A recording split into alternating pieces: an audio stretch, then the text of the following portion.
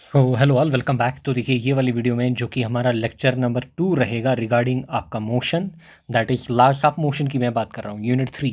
So unit 3 का lecture number 2 that is part 2 and इसमें हम क्या कवर करेंगे, इसमें हम फ्रिक्शन कवर करेंगे। नाउ फ्रिक्शन की अगर मैं बात करूँ, फ्रिक्शन के रिलेटेड काफ़ी चीज़ें, ज़्यादा थ्योरेटिकल चीज़ें हैं एंड कुछ कॉन्सेप्चुअल चीज़ें जो हैं वो भी आपको यहाँ से जाननी है। एंड साथ में जो भी इंपॉर्टेंट PYQs हमारे पास होते हैं नीट के या फिर बोर्ड के या फिर जो बोर्ड में क्वेश्चन पूछे जाते हैं उसी टाइप के क्वेश्चन मैं ला रहा हूँ।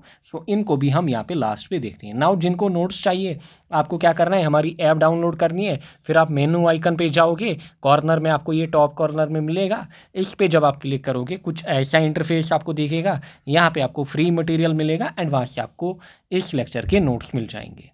नाउ देखिए फ्रिक्शन की अगर मैं बात करूं, आपके बोर्ड की अगर मैं बात करूं पर्टिकुलरली, सो इस टाइप से क्वेश्चन पूछे जाते हैं। ज़्यादातर 99% चांस है, यहाँ पे 90% चांस मैं कहूँगा कि अगर फ्रिक्शन से क्वेश्चन पूछेगा थ्योरेटिकल पूछेगा। बट यहाँ से एक इम्पॉर्टेंट कॉन्सेप्ट हमारे पास होता है जब आप ब्लॉक पढ़ते हो, स्पेशली एक block lying on horizontal surface, दूसरा block lying on an inclined surface या प्लेन। सो ये दो कॉन्सेप्ट भी आपको जानने हैं, काफ़ी इंपॉर्टेंट है, क्योंकि फिर जब आप ये वाला कॉन्सेप्ट पढ़ोगे यहीं से आपका एंगल ऑफ रिपोर्ट का कॉन्सेप्ट निकल के आएगा। एंड जब आप ये वाला केस पढ़ोगे यहाँ से आप क्या सीखोगे कि static and kinetic friction basically होता क्या है। सो बने रहिए लेक्चर के अंदर, अच्छे से नोट मेकिंग करिए एंड अच्छे से पढ़ते जाइए। आई गारंटी यू आप बढ़िया स्कोर करोगे, बीट आपका बोर्ड या फिर आप किसी भी एग्जाम में जाओगे, आपके कॉन्सेप्ट बढ़िया मतलब बढ़िया तरीके से डेवलप होंगे। एंड बोर्ड में ऑलरेडी हमारा टारगेट यहाँ पे क्या है, 70 आउट ऑफ 70 सारे लेक्चर्स आपको लगाने हैं। नाउ देखिए, वेट ए सेकंड। नाउ देखिए फ्रिक्शन। सो फ्रिक्शन की अगर हम बात करते हैं, जब भी हम फ्रिक्शन की बात करते हैं ध्यान से देखिएगा, जब भी हम फ्रिक्शन की बात करेंगे, फ्रिक्शन हमारे पास क्या है। अगर मैं फ्रिक्शन की बात करूं, simply friction is the resistance offered by a body when one body tries to move over the another. यानी कि फ्रिक्शन क्या होती है हमारे पास, एक टाइप की रेजिस्टेंस। फ्रिक्शन हमारे पास क्या है, फ्रिक्शन हमारे पास है एक टाइप की रेजिस्टेंस। देखिए फॉर एग्जांपल, कोई ऑब्जेक्ट आपके पास क्या है, आप क्या कर रहे हो, इस ऑब्जेक्ट के ऊपर आप पुश कर रहे हो, आप इसको धक्का दे रहे हो। सो आप इसको इस ब्लॉक के ऊपर, जो ये आपका ग्रीन कलर्ड आपको दिख रहा है, आप क्या करना चाहते हो, आप इसको पुश कर रहे हो, आप इसको इसके ऊपर से मूव करना चाहते हो। नाउ होता क्या है, जहाँ पे ये जो ब्लॉक ए हमारे पास है एंड दिस इज, आप ये मानिए दिस इज कोई सरफेस, इसको आप मानिए सरफेस, ये इसकी सरफेस होगी। अच्छा, इसको आप मानिए कोई ब्लॉक बी। सो ये आपके पास क्या है, ये आपके पास है कोई ब्लॉक बी। नाउ ये इस ब्लॉक की सरफेस है एंड आप क्या कर रहे हो, आप जब फोर्स अप्लाई कर रहे हो ब्लॉक ए के ऊपर, सो आप इसको इधर की ओर मूव कराना चाहते हो। सो होगा क्या, इन बिटवीन क्या होगा हमारे पास, जो ये वाला ब्लॉक ए है, सो ये इस ब्लॉक बी की सरफेस को क्या कर रहा होगा, यहाँ पे बेसिकली ये उसके कांटेक्ट में आ रहा होगा। सो जैसे ही ये कांटेक्ट में आएगा, सो यहाँ पे जहाँ पे ये कांटेक्ट में आया है या फिर जहाँ पे दोनों सरफेस कांटेक्ट में आई है, वहाँ पे फ्रिक्शन डेवलप होगा। एंड फ्रिक्शन क्या चाहेगा, फ्रिक्शन इस फोर्स को क्या चाहेगा, रेजिस्ट करना। सो ये इस फोर्स को क्या चाहेगा, रेजिस्ट करना। एंड जितना ज़्यादा हैवी ऑब्जेक्ट होगा उतनी आपको प्रॉब्लम होगी इसको स्लाइड करने में या धक्का देने में। सो क्योंकि जितना इसका मास ज़्यादा होगा उतना वेट ज़्यादा बनेगा, क्लियर, उतना वेट ज़्यादा बनेगा एंड आपको दिक्कत होगी इसको स्लाइड करने में। क्यों, क्योंकि उतना फ्रिक्शन यहाँ पे ज़्यादा डेवलप होगा। सो इन शॉर्ट, फ्रिक्शन हमारे पास क्या होता है, फ्रिक्शन हमारे पास एक रेजिस्टिंग फोर्स होता है, या फिर आप कहोगे फ्रिक्शन हमारे पास क्या है, resistance offered by a body. So ये भी एक टाइप का क्या है, याद रखिएगा, फ्रिक्शन भी एक टाइप का फोर्स हमारे पास है, but it is resisting force हमारे पास। तो ये एक रजिस्टिंग फोर्स हमारे पास होता है एंड इसका काम क्या होता है, इसका काम होता है अपोज करना, किसको, relative motion between two bodies. So friction tries to oppose the relative motion between two bodies, but sometimes it also helps in motion between two bodies, but कभी कभार ये मोशन के अंदर भी हेल्प करती है। अच्छा, फिर friction is a self adjusting force. Friction हमारे पास क्या होता है, फ्रिक्शन हमारे पास एक सेल्फ एडजस्टिंग फोर्स होता है which increase on increasing the applied force till the object is at rest and eight the verge of motion. ये चीज़ आप आगे जाकर डिटेलिंग में सीखोगे कॉन्सेप्ट ऑफ स्टैटिक फ्रिक्शन के अंदर, क्लियर। सो ये चीज़ friction is a self adjusting force. Clear, ये चीज़ हम बार बार आगे देखेंगे जब हम स्टैटिक फ्रिक्शन का कॉन्सेप्ट पढ़ेंगे। सो फ्रिक्शन हमारे पास क्या है, एक सेल्फ एडजस्टिंग फोर्स, यानी कि ये अपने आप को एडजस्ट कर लेता है किसके हिसाब से, बॉडी के ऊपर जो फोर्स लग रहा है। क्लियर, फॉर एग्जांपल ये मेरे पास है बॉडी, इसके ऊपर फोर्स लग रहा है, सो फ्रिक्शन यहाँ से डेवलप होगा। क्लियर, यहाँ पे बट हम ऐसे दिखाते हैं फ्री बॉडी डायग्राम के अंदर। सो ये जो फ्रिक्शन होता है ये बेसिकली सेल्फ एडजस्टिंग होता है। सेल्फ एडजस्टिंग मतलब इस फोर्स के हिसाब से ये अपने आप को क्या करेगा, एडजस्ट करेगा। फिर it is a type of contact force, कल भी हमने बात की contact non contact. So friction हमारे पास क्या होता है, एक कॉन्टैक्ट फोर्स। अच्छा, ये तो बेसिक डेफिनेशन हो गई फ्रिक्शन की। So friction is in short resistance या फिर इट इज रेजिस्टिव फोर्स हमारे पास। इसका काम, मेजर काम क्या होता है, अपोज करना रिलेटिव मोशन को। अच्छा, फ्रिक्शन हमारे पास क्या होता है, सेल्फ एडजस्टिंग फोर्स। अच्छा, ये हमारे पास क्या है, ये हमारे पास है एक टाइप का contact force. Now cause of friction, cause of friction हमारे पास क्या होता है, कॉज ऑफ फ्रिक्शन सिंपली जो अभी मैं आपसे कह रहा था, अगर मेरे पास, ध्यान से देखिएगा, ये कोई सरफेस है या फिर ये कोई ऑब्जेक्ट बी मेरे पास है, इस ऑब्जेक्ट के ऊपर मैं क्या कर रहा हूँ, ऑब्जेक्ट ए को मैं स्लाइड करना चाहता हूँ, ऑब्जेक्ट ए को मैं क्या कराना चाहता हूँ, इसके ऊपर ऑब्जेक्ट ए को मैं स्लाइड कराना चाहता हूँ। सो यहाँ पे ये दो आपस में क्या आएंगे, कांटेक्ट में आएंगे, क्या आएंगे, कांटेक्ट में आएंगे। सो यहाँ पे बेसिकली फ्रिक्शन डेवलप होगा जहाँ पे दो सरफेस कांटेक्ट में आती हैं। क्लियर, जहाँ पे दो सरफेस बेसिकली क्या आती हैं, कांटेक्ट में आती हैं, वहीं पे फ्रिक्शन डेवलप होता है। क्या होता है डेवलप, फ्रिक्शन वहाँ पे। अब अगर देखिए दूर से तो आपको ऐसे लग रहा है, अब अगर इन दो सरफेस को आप क्या देखोगे, जहाँ पे दो सरफेस का कांटेक्ट है, जहाँ पे दो सरफेस का क्या है आपस में कांटेक्ट है, अगर आप इसको इंटर मॉलिक्यूलर यानी कि अगर आप छोटी लेवल पे माइक्रोस्कोपिक लेवल पे जाओगे। क्लियर, सो ये वाले पोर्शन को मैं क्या करूँगा, ये वाले पोर्शन को मैं आपको दिखाऊंगा।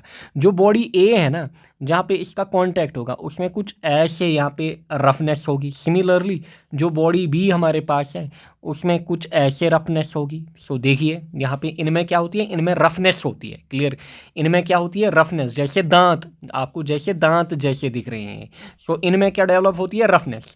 सो रफनेस के कारण क्या होता है, अगर आप इस बॉडी को स्लाइड, देखिए अगर आप इस बॉडी को स्लाइड कराना चाहते हो आपको दिक्कत होगी एज कंपेयर टू अगर मेरे पास एक स्मूथ सरफेस ऐसे होगी एंड इसके ऊपर दूसरी मेरे पास स्मूथ सरफेस होगी। इसी सरफेस के ऊपर ध्यान से देखिएगा, इसी सरफेस के ऊपर मेरे पास दूसरी स्मूथ सरफेस होगी। सो मुझे इस मतलब सरफेस को यानी कि बॉडी ए को मुझे कोई मतलब ऐसी एज सच दिक्कत नहीं होगी मोशन कराने की या फिर मूव कराने की एज कंपेयर टू ये वाला सिनारियो मेरे पास जो है। सो बेसिकली अगर हम माइक्रोस्कोपिक लेवल पे देखें ऐसा होता है, इंटरमोलिकुलर फोर्सेस जनरेट होते हैं दो सरफेस के बीच, इंटरमोलिकुलर बॉन्डिंग डेवलप होती है। अगर आप माइक्रोस्कोपिक लेवल पे जाओगे सो ये बेसिकली काज बनता है किसका, फ्रिक्शन का। सो बट हमें ऐसे एज सच तो नहीं दिखता है। क्लियर, जब हम मतलब अपनी प्रैक्टिकल आंखों से देखेंगे, नेकड आई से देखेंगे, हमें एज सच कुछ नहीं दिखता है, दांत वगैरह कुछ या फिर इरेगुलरिटीज या फिर रफनेस कुछ। बट जब आप छोटी लेवल पे जाते हो, माइक्रोस्कोपिक लेवल पे जाते हो, ये सब चीज़ें होती हैं।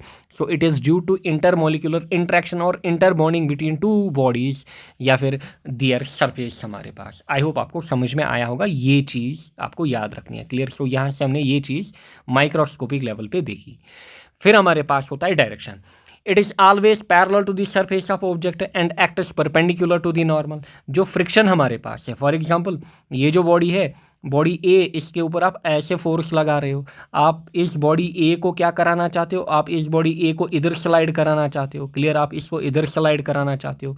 सो यहाँ पे ऐसे फ्रिक्शन डेवलप होगा। बेसिकली जहाँ पे कांटेक्ट होता है ना बॉडीज़ का, वहाँ पे फ्रिक्शन डेवलप होता है। यहाँ पे ऐसे फ्रिक्शन डेवलप होगा, small F, but free body diagram में हम ऐसे दिखाते हैं इसको। सो क्लियरली आपको दिख रहा है जो फ्रिक्शन डेवलप हो रहा है it is parallel to the surface.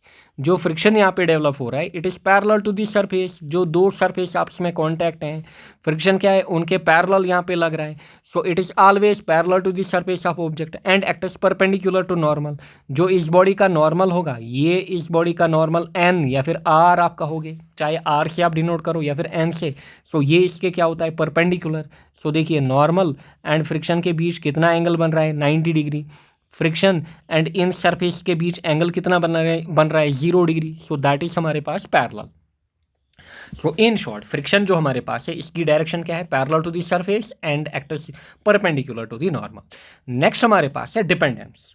Friction जो हमारे पास होता है it depends on nature of material of body और सरफेस। सो ये डिपेंड करता है कि ये जो सरफेस हमारे पास है इसका नेचर कैसा है। क्लियर, नेचर मतलब इसमें बॉन्डिंग कैसी है, किस टाइप की बॉन्डिंग है। नेचर मतलब आप कह सकते हो कि बॉडी सरफेस स्मूथ है कि रफ हमारे पास। तो ये सब चीज़ें इंक्लूड होंगी किसमें, नेचर ऑफ मटेरियल के अंदर।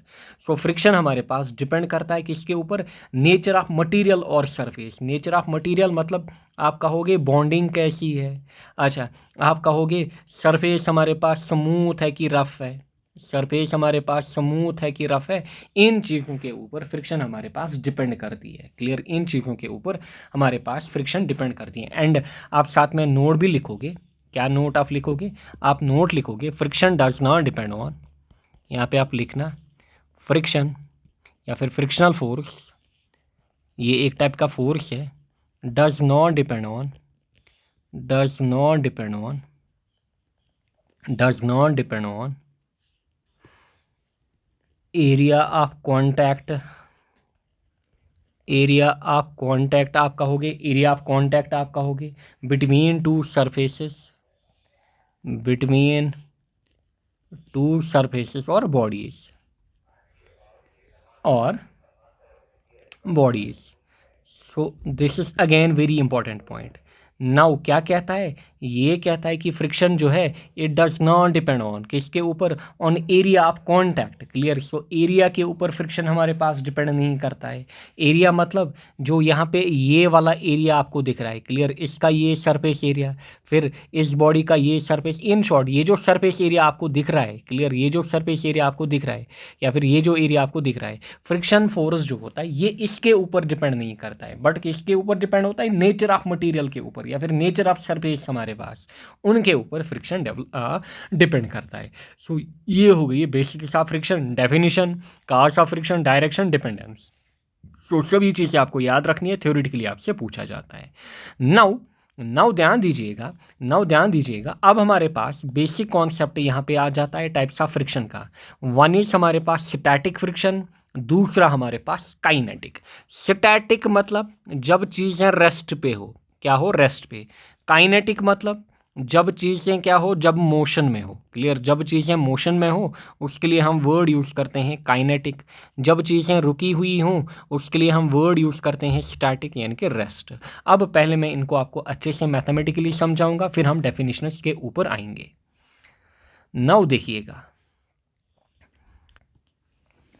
देखिए एक क्वेश्चन के थ्रू हम क्या करेंगे, इस चीज़ को हम समझेंगे, फिर हम डेफिनेशन के ऊपर आएंगे जो आपके बोर्ड में है। फॉर एग्जांपल मेरे पास क्या है, अच्छे से समझिएगा, मेरे पास, मैं आपको दो कंडीशंस दूंगा, मैं आपको क्या करूंगा, दो कंडीशंस दूंगा। मेरे पास कोई एक बॉडी है, ये जो बॉडी मेरे पास है इट इज़ ऑफ 10 kg मास, ये जो बॉडी हमारे पास है इट इज़ ऑफ 10 kg मास, ये जो बॉडी मेरे पास है it is of 10 kg mass. And इस बॉडी के ऊपर जो फोर्स लग रहा है कैपिटल एफ मैं कहूँगा, दैट इज़ लेट अस से 10 न्यूटन। जो फोर्स हमारे पास लग रहा है दैट इज़ 10 न्यूटन। नाउ इस बिना पे आप क्या करोगे, इस बिना पे आप यहाँ पे बेसिकली नॉर्मल रिएक्शन निकाल सकते हो, अगर आपके पास मास गिवन है आप वेट निकाल सकते हो। एंड साथ ही में आपको गिवन क्या है, आपको गिवन है कि जो हमारे पास फ्रिक्शन है, स्टैटिक फ्रिक्शन है, उसका वैल्यू 0.3 है, जो हमारे पास काइनेटिक फ्रिक्शन है उसका वैल्यू 0.2 है। फिलहाल समझिए मैथमेटिकली इस चीज़ को, फिर मैं डेफिनेशन के ऊपर आपको लेके आऊँगा। सो हमारे पास static friction it is coefficient of static friction, mu जो हमारे पास होता है, म्यू याद रखिएगा, it is coefficient of friction. Mu हमारे पास क्या है, it is coefficient of friction. So अगर मैं आपसे कहूँ, अगर मैं आपसे क्या कहूँ, अगर मैं आपसे कहूँ म्यू एस, इसका मतलब ये है कोफिशिएंट ऑफ स्टैटिक फ्रिक्शन। अगर मैं म्यू के कहूँ it is coefficient of kinetic friction हमारे पास। क्लियर, सो ये हमारे पास है कंडीशन। नाउ ये हमारे पास है गिवन कंडीशन। हमें बेसिकली यहाँ पे देखना है कि हमारे पास फ्रिक्शन कितना डेवलप होगा। क्लियर, फ्रिक्शन कितना डेवलप होगा जब 10 Newton of force 10 kg body के ऊपर लग रहा है। अच्छे से समझिएगा। नाउ इसको मैं क्या करूँगा, इसको मैं आपको अलग सिनारियो से अगेन दिखाऊँगा, यानी कि अलग देखिए अलग डायग्राम में आपको दिखाऊंगा। देखिए ये जो बॉडी हमारे पास है 10 kg बॉडी, अब इसके ऊपर फोर्स लग रहा है। लेट अस से जी जो हमारे पास गिवन है उसका वैल्यू है 10 मीटर पर सेकंड स्क्वायर। सो इतना हमारे पास क्या है, इतना हमारे पास गिवन है। अच्छे से समझिएगा, तब जाके आपको बेटर वे में हमेशा के लिए डेफिनेशन समझ में आएंगी स्टैटिक एंड काइनेटिक फ्रिक्शन की। सो मुझे बताइए यहाँ पे जो वेट लग रहा होगा, वेट कितना होगा? अब हम एक एक करके निकालते हैं। बताइए वेट कितना होगा हमारे पास? सो आप कहोगे वेट इज सिंपली mgh। बताइए बॉडी का मास कितना, 10। जी आपको कितना गिवन है यहाँ पे, 10। सो 10 इंटू 10 कितना होगा, 10 इंटू 10 होगा 100 न्यूटन। मीन्स ये जो 10 kg बॉडी है इस पे जो वेट लग रहा है दैट इज 100 न्यूटन। नाउ ये जो वेट होता है it is basically equal to normal reaction R हमारे पास, या फिर एन कहो। इसका मतलब आर भी किसके बराबर होगा, क्योंकि वर्टिकल डायरेक्शन में कोई फोर्स नहीं, मतलब मूवमेंट नहीं लग रही है, मतलब मोशन हो रहा है, ऐसे समझिए। ये हमारे पास क्या है, this is vertical direction, this is हमारे पास हॉरिजॉन्टल डायरेक्शन। नाउ जब आप फोर्स अप्लाई करोगे इस ब्लॉक के ऊपर ये ऐसे घूमेगा। वेट ए सेकंड, जब आप इस ब्लॉक के ऊपर फोर्स अप्लाई करोगे, क्लियर, ऐसे फोर्स अप्लाई करोगे, आप देखिए ब्लॉक किधर जाएगा, ये ऐसे जाएगा हॉरिजॉन्टल डायरेक्शन में। क्या ये वर्टिकल डायरेक्शन में जाएगा? क्यों? क्योंकि हमने अज्यूम करा है कि ये ग्राउंड पे लाई कर रहा है। क्लियर, ये ग्राउंड पे लाई कर रहा है, ये तो नीचे नहीं जाएगा खुद से ग्राउंड के अंदर, क्योंकि फोर्स हम हॉरिजॉन्टली दे रहे हैं। सो ये इधर की ओर मोशन करेगा। नाउ इसीलिए हम कहते हैं कि देयरफॉर इस कंडीशन में क्या होगा, वेट जो होगा that will be equal to normal reaction, and normal reaction हमारे पास जो है it will be equal to 100 also. क्यों? क्योंकि वेट जो हमारे पास है that is equal to R. Clear, weight जो हमारे पास है that is equal to R. क्यों? देयर इज नो, आप ऐसे कहोगे, no motion, no vertical motion, no vertical motion. जब भी वर्टिकल मोशन ना हो, डब्ल्यू जो हमारे पास होता है that is equal to R, that is equal to R. Wait a second, ये चीज़ आप यहाँ पे भी ऐड कर सकते हो, जो कल वाला लेक्चर हमने लगाया था। यहाँ पे जब हमने फ्री बॉडी डायग्राम दिखाई थी आपको, फ्री बॉडी डायग्राम स्टार्टिंग में ही, हाँ, आप इसमें ये चीज़ याद रखोगे, अगर यहीं पे लिखना आप फ्री बॉडी डायग्राम में, अगर हमारे पास नो वर्टिकल मोशन हो रहा है, यानी कि वर्टिकल मोशन नहीं हो रहा है, नो वर्टिकल मोशन, इसका मतलब क्या है, वर्टिकल मोशन नहीं हो रहा है, इसका मतलब डब्ल्यू जो है that is equal to R. अच्छा, अगर मैं कहूँ नो हॉरिजॉन्टल मोशन, जो मैंने एग्जांपल आपको दी है या फिर मैंने आपको फ्री बॉडी डायग्राम दी है, नो हॉरिजॉन्टल मोशन के लिए आप बताओगे फोर्स क्या होगा, force will be equal to friction. यानी कि बॉडी जो है वो, अगर बॉडी जो है वो इधर यानी कि हॉरिजॉन्टली मूव नहीं कर रही है, सो उस केस में क्या होगा, जितना आप फोर्स अप्लाई कर रहे हो, अगर आप फोर्स 10 न्यूटन दे रहे हो, फ्रिक्शन भी आपको कितना मिलना चाहिए, 10, ताकि there should be no change in horizontal direction body में। इसी हिसाब से वेट अगर आपका फॉर एग्जांपल 100 न्यूटन लग रहा है, और नॉर्मल रिएक्शन भी अगर कितनी है 100 न्यूटन, इसका मतलब वर्टिकल डायरेक्शन में कोई मोशन नहीं होगा। ये चीज़ आप याद रखोगे। क्लियर, ये चीज़ जो है ये आप याद रखोगे। सो ये चीज़ हमने कल सीखी थी। नाउ देखिएगा, अब आपको क्या करना है, अब आपको बेसिकली फ्रिक्शन निकालना है। अब आपको क्या करना है, अब आपको फ्रिक्शन निकालना है। यहीं से मैं फॉर्मूला भी आपको दूंगा। जो फ्रिक्शन हमारे पास होता है, आपने मे बी क्लास 9th में भी पढ़ा होगा, फ्रिक्शन जो हमारे पास होता है it is mu into R. ये फ्रिक्शन की फॉर्मूला होती है, F is equal to mu into R. Where F क्या होता है, स्मॉल f हमारे पास होता है फ्रिक्शनल फोर्स, स्मॉल f हमारे पास होता है फ्रिक्शनल फोर्स। म्यू जो हमारे पास है it is coefficient of friction. R जो हमारे पास है it is normal reaction, it is हमारे पास नॉर्मल रिएक्शन। सो ये फॉर्मूला होती है फ्रिक्शन को कैलकुलेट करने में।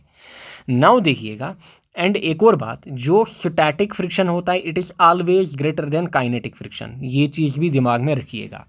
स्टैटिक फ्रिक्शन जो हमारे पास होता है it is also greater than kinetic friction. आराम से समझिए, this is very important concept, and इस यूनिट में कॉन्सेप्ट एक ही है, वो यही है। क्लियर, नीट में, जेई में, बोर्ड में, किसी भी एग्जाम में, कोई भी एग्जाम हो, यूनिवर्सिटी लेवल, इंजीनियरिंग लेवल, कोई भी एग्जाम हो, ये एक कॉन्सेप्ट इसमें होता है फ्रिक्शन के अंदर। सो अच्छे से समझिए। So F is equal to mu into R. Clear, so F is equal to mu into R, ये हमारे पास फॉर्मूला होती है। सो चलिए हम फ्रिक्शन को यहाँ पे कैलकुलेट करते हैं। हमेशा जब भी आप फ्रिक्शन को कैलकुलेट करने जाओगे, आप एक ऐसी फ्रिक्शन को कैलकुलेट करोगे जिसको हम क्या कहते हैं, लिमिटिंग फ्रिक्शन। आगे आप इसका कॉन्सेप्ट पढ़ोगे। बट फिलहाल आप याद रखिए। सो हम क्या करेंगे, लिमिटिंग फ्रिक्शन को निकालेंगे। लिमिटिंग फ्रिक्शन जो होता है वो हम स्टैटिक कोफिशेंट पे निकालते हैं, यानी कि coefficient of static friction mu S into R, क्योंकि एफ हमारे पास होता है म्यू इंटू आर। सो पहले हम क्या निकालते हैं, हमेशा याद रखिएगा जब भी आप फ्रिक्शन का क्वेश्चन करोगे हमेशा आप चेक क्या करोगे, पहले ही जो चेक आप लगाओगे वो आप लगाओगे लिमिटिंग फ्रिक्शन का। So check limiting friction. So पहले आप क्या करोगे, चेक लिमिटिंग फ्रिक्शन कि लिमिटिंग फ्रिक्शन हमारे पास कितना है। एंड जो लिमिटिंग फ्रिक्शन होता है इट इज़ एफ लिमिटिंग या फिर एफ एस लिमिटिंग भी लिखा होगा किसी बुक पे, is equal to mu S into R. Now बताइए म्यू एस हमें कितना गिवन है, जो स्टैटिक कोफिशिएंट हमें गिवन है दैट इज 0.3। आर हमारा कितना निकला, equal to weight that is 100। So this is 0.3 into 100। So 100 into 0.3 होता है 30। So answer will be 30 newton. So जो यहाँ पे लिमिटिंग फ्रिक्शन हमारे पास लग रहा है दैट इज 30 न्यूटन। ध्यान दीजिए आपके पास जो बॉडी है, बॉडी के ऊपर आप फोर्स लगा रहे हो 10 न्यूटन, एंड ये जो बॉडी है इसमें जो कैपेसिटेंस है, आप ऐसे मानिए इसमें जो कैपेसिटेंस है यानी कि ये कितना फोर्स रेजिस्ट कर सकती है, अप टू 30 न्यूटन। सो अगर ये बॉडी 30 न्यूटन फोर्स रेजिस्ट कर सकती है, आप खाली 10 दे रहे हो, क्या ये फेल होगी? फेल मतलब क्या ये मोशन करेगी? क्या ये मोशन करेगी? जी नहीं। ये कब मोशन करेगी, जब आप 30 न्यूटन से ज़्यादा फोर्स लगाओगे। आप फॉर एग्जांपल 31 न्यूटन लगाओगे, आप 41 लगाओगे, 40, 50, 100, तब ये बॉडी मूव करेगी। क्यों? क्योंकि इसकी कैपेसिटी तक आप पहुँचे ही नहीं, आप खाली 10 न्यूटन लगा रहे हो, एंड ये आपको फोर्स ये आपको वहाँ से रिटर्न में कितना फोर्स दे रही है, 30 न्यूटन। यानी कि कोई बॉडी है आप यहाँ पे 10 दे रहे हो, ये आपको 30 वापस दे रहा है। बट क्या ये इधर की ओर जाएगा, मूव करेगा? नहीं, ये रेस्ट पे है, क्योंकि हमने क्या लगाया है, स्टैटिक कोएफिशिएंट ऑफ फ्रिक्शन हमने यूज़ किया है। क्लियर?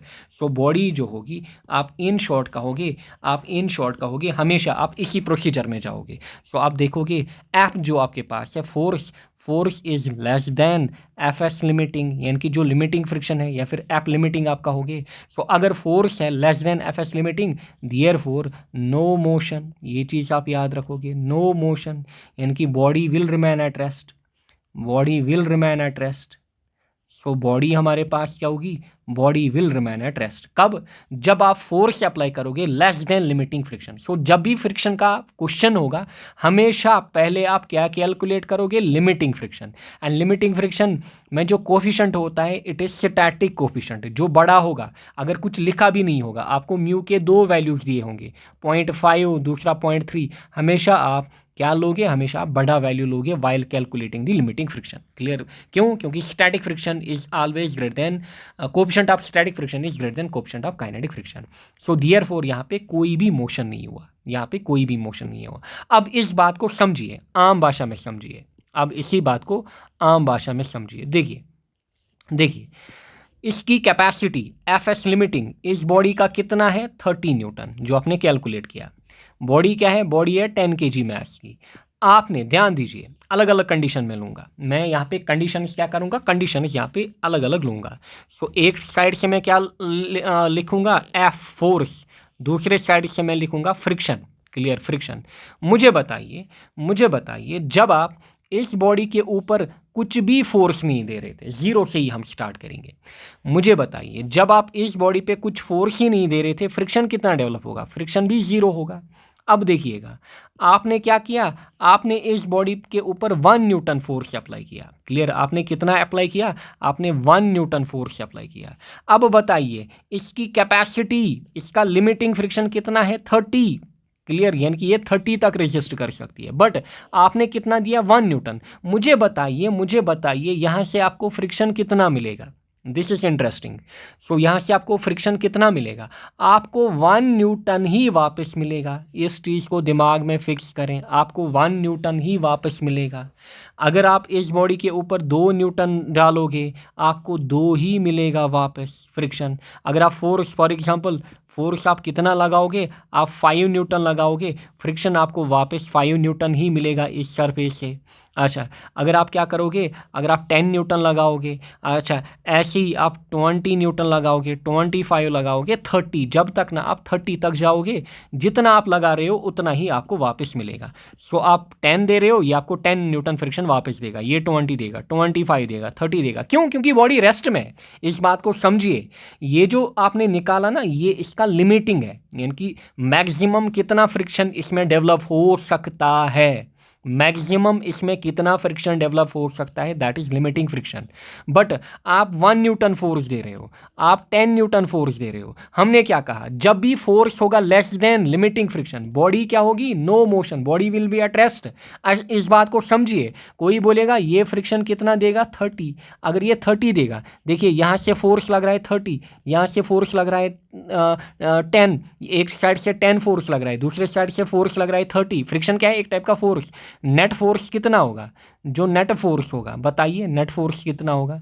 सो नेट फोर्स होगा 30 माइनस 10, दैट इज 20 न्यूटन। आपका मतलब है कि 20 न्यूटन बॉडी के ऊपर फोर्स लगेगा, बॉडी इधर जाएगी, ऐसा तो पॉसिबल नहीं होगा। सो इस बात को समझिएगा। सो हमेशा हमेशा जो लिमिटिंग फ्रिक्शन होता है, ये मतलब होता है कि मैक्सिमम फ्रिक्शन इसके अंदर कितना डेवलप होगा, मैक्सिमम फ्रिक्शन बॉडी में कितना डेवलप होगा। आप कुछ भी फोर्स नहीं दे रहे हो, फ्रिक्शन आपको 0 मिलेगा। आप 1 न्यूटन दे रहे हो, आपको 1 ही वापस मिलेगा। आप 2 दोगे, आपको 2 ही मिलेगा। जब तक ना आप किधर पहुंचो, जब तक ना आप लिमिटिंग फ्रिक्शन तक पहुंचोगे, समझिए इस बात को, जब तक ना आप लिमिटिंग फ्रिक्शन तक पहुंचोगे, तब तक आपको वापस वही फ्रिक्शन मिलेगा। एंड याद रखिएगा, ये जो फ्रिक्शन आपको मिल रहा है, क्लियर, ये जो फ्रिक्शन आपको मिल रहा है, ध्यान से देखिएगा, यहाँ से यहाँ तक ये जो आपको फ्रिक्शन मिल रहा है, इसी को हम कहते हैं स्टैटिक फ्रिक्शन। इसी को हम क्या कहते हैं, स्टैटिक फ्रिक्शन। इसी को हम क्या कहते हैं, स्टैटिक फ्रिक्शन। यानी कि स्टैटिक फ्रिक्शन तब तक लगता है जब तक ना आप बॉडी के मैक्सिमम फ्रिक्शन या फिर लिमिटिंग फ्रिक्शन तक पहुंचो, क्लियर, तक पहुंचो। क्यों? क्योंकि फोर्स अगर है less than limiting friction, no motion, no motion, body में कोई भी मोशन नहीं होगा, बॉडी में कोई भी मोशन नहीं होगा। अब दूसरी कंडीशन समझिए, अब यहाँ से एक और कंडीशन समझिए। अगर आपने, चलिए मैं डायग्राम को चेंज करूँगा, इसी सेम बॉडी को मैं लूँगा। अब आपने 10 kg यही बॉडी ली, बट आपने क्या किया, फोर्स आपने चेंज किया इसके ऊपर। अब आप फोर्स लगा रहे हो कितना, 35 न्यूटन। अब आप फोर्स कितना लगा रहे हो, 35 न्यूटन। म्यू एस जो है दैट इज़ वही 0.3, म्यू के जो आपके पास है दैट इज़ 0.2। बताइए फ्रिक्शन कितना होगा। सो पहले आपका काम क्या है, पहले आपका काम है डब्ल्यू निकालना। So it is equal to M G. So M कितना, 10, जी आप एज्यूम कर रहे हो 10, सो इट इज़ 100। इसका मतलब आर भी यहाँ पे कितना लग रहा होगा, 100 न्यूटन ही। सो आर भी 100। सो पहले हमेशा मैंने आपसे क्या कहा, पहले आप लिमिटिंग फ्रिक्शन चेक करोगे, एफ एस लिमिटिंग या फिर F limiting. Limiting friction, limiting friction किसके बराबर होता है, म्यू एस इंटू के। सो म्यू एस कितना, 0.3 into K, sorry R, mu S into R. R कितना आपके पास, 100। सो दिस इज हमारे पास 30 न्यूटन। अब की बार देखिए, जो आप फोर्स, अप्लाइड फोर्स दे रहे हो, वो आप कितना दे रहे हो। सो जो अप्लाइड फोर्स हमारे पास है, F applied that is greater then limiting friction. इसका मतलब अगर ये फोर्स एक्सीड कर गया, बॉडी क्या आएगी, मोशन में। देयरफॉर बॉडी विल मूव, ऐसे आप लिखोगे, therefore body will move. So body क्या करेगी, बॉडी मोशन में आएगी, क्लियर, बॉडी क्या आएगी, मोशन में आएगी। आपको क्या निकालना है, फ्रिक्शन निकालना है। एंड जब बॉडी मोशन में आएगी, अब इसके ऊपर जो फ्रिक्शन लगेगा वो कितना होगा। अब जो फ्रिक्शन लगेगा वो बेसिकली आप कैलकुलेट करोगे, क्योंकि बॉडी क्या आएगी, मोशन में आएगी। ये जो बॉडी हमारे पास है, ये अब मूव करना स्टार्ट करेगी, एंड इसके साथ जो एसोसिएटेड फ्रिक्शन होगा that will be kinetic friction. So जब बॉडी मोशन में होगी, तब उसमें जो फ्रिक्शन होगा that will be kinetic friction. So अब आप नया फ्रिक्शन कैलकुलेट करोगे, that will be mu K into R. बताइए म्यू के का वैल्यू कितना, 0.2, आर का वैल्यू 100। सो 100 इंटू 0.2 कितना हुआ, 20 न्यूटन। यानी कि अब जब ये बॉडी मूव कर रही होगी, ध्यान से देखिएगा, जब ये बॉडी मूव कर रही होगी, अब ये एक कांस्टेंट फ्रिक्शन से क्या करेगी, मूव, यानी कि इसके ऊपर एक कांस्टेंट फ्रिक्शन लगेगा, एंड वो फ्रिक्शन का वैल्यू कितना होगा, 20 न्यूटन। उसी को हम क्या बोलेंगे, अब इसमें काइनेटिक फ्रिक्शन है। सो अब ध्यान से देखिएगा, आपने फोर्स कितना किया, आपने फोर्स 35 न्यूटन किया। ध्यान दीजिए, आपने फोर्स 35 न्यूटन दिया। अब यहाँ से आपको वापस फ्रिक्शन कितना मिल रहा है, सो यहाँ से आपको वापस 20 न्यूटन मिल रहा है। आप फ्रिक्शन आप फोर्स 40 न्यूटन दोगे, 50 न्यूटन दोगे, 100 न्यूटन दोगे, ध्यान दीजिएगा यहाँ से अब ये कांस्टेंट फ्रिक्शन के साथ मूव करेगी एंड इस फ्रिक्शन को हम क्या कहते हैं, काइनेटिक फ्रिक्शन। सो बॉडी अब मोशन में है, देयरफॉर अब ये एक कांस्टेंट फ्रिक्शन के साथ मूव करेगी जिसको हम क्या कहते हैं, काइनेटिक फ्रिक्शन। सो काइनेटिक फ्रिक्शन क्या होता है, ये एक कांस्टेंट फ्रिक्शन होता है हमारे पास, क्लियर, ये एक कांस्टेंट फ्रिक्शन होता है हमारे पास, यानी कि चाहे आप यहाँ पे अब 40 न्यूटन लगा दो, 100 न्यूटन लगा दो, लाख न्यूटन लगा दो, आप करोड़ न्यूटन यहाँ से लगा दो, आपको वापस, क्योंकि बॉडी मूव करेगी, आप ये बॉडी में कितना फ्रिक्शन डेवलप होगा, एक कांस्टेंट फ्रिक्शन डेवलप होगा, दैट विल बी 20 न्यूटन, जिसको हम कहेंगे kinetic friction. Now static friction की अगर हम बात करें, यहाँ पे आपने डेफिनेशन देखा कि friction is self adjusting. Basically ये कौन सा फ्रिक्शन सेल्फ एडजस्टिंग होता है, इट इज स्टैटिक फ्रिक्शन। ध्यान दीजिए, आपने फोर्स 0 दिया, फ्रिक्शन आपको कितना वापस मिला, 0। आपने फोर्स 1 दिया, फ्रिक्शन कितना, 1, 2 दिया, 2 ही मिला, 5 दिया, 5 ही मिला, 10 दिया, 10 ही मिला। सो स्टैटिक फ्रिक्शन क्या होता है, ये सेल्फ एडजस्टिंग होता है, वेरी इंपॉर्टेंट। ये हमारे पास क्या होता है, it is self adjusting. So static friction याद रखिए, S for static, S for self adjusting. So static friction he self adjusting होता है। सेल्फ एडजस्टिंग मतलब जितना आप फोर्स दोगे उतना ये आपको फ्रिक्शन वापस देगा। अच्छा, काइनेटिक फ्रिक्शन क्या होता है, कांस्टेंट फ्रिक्शन। आप फोर्स कुछ भी रखो बट एक्सीड, आपका फोर्स क्या करना चाहिए। अच्छा ये बताइए 30 वाला क्या था, ये हमारे पास था लिमिटिंग फ्रिक्शन। जो 30 वाला था हमारे पास, ये हमारे पास क्या था, दिस वाज लिमिटिंग फ्रिक्शन। सो जैसे ही आप लिमिटिंग फ्रिक्शन को क्या करते हो, जैसे ही, ध्यान दीजिएगा, जैसे ही आप लिमिटिंग फ्रिक्शन को, इस टेबल को अच्छे से बनाना, जैसे ही आप लिमिटिंग फ्रिक्शन को क्या करते हो, एक्सीड करते हो, फिर आप जितना भी फोर्स रखोगे फ्रिक्शन आपको कांस्टेंट मिलेगा and that friction is known as kinetic friction. So I believe आपको समझ में आया होगा कि कैसे फ्रिक्शन के क्वेश्चन किए जाते हैं, क्लियर। सो ये हमारे पास था दूसरा सिनारियो। इसमें पहले आपने ये समझा, फिर आपने यहाँ पे ये समझा। सो आई बिलीव आपको समझ में आया होगा। अब चलिए थ्योरी के ऊपर आते हैं, फिर बाद में इस क्वेश्चन को भी हम करेंगे। पहले थ्योरी के ऊपर आते हैं। देखिए types of friction, types of friction देखिए, स्टैटिक फ्रिक्शन, ध्यान से देखिएगा। Static friction acts when there is a tendency of motion between any two bodies but actual relative velocity is 0।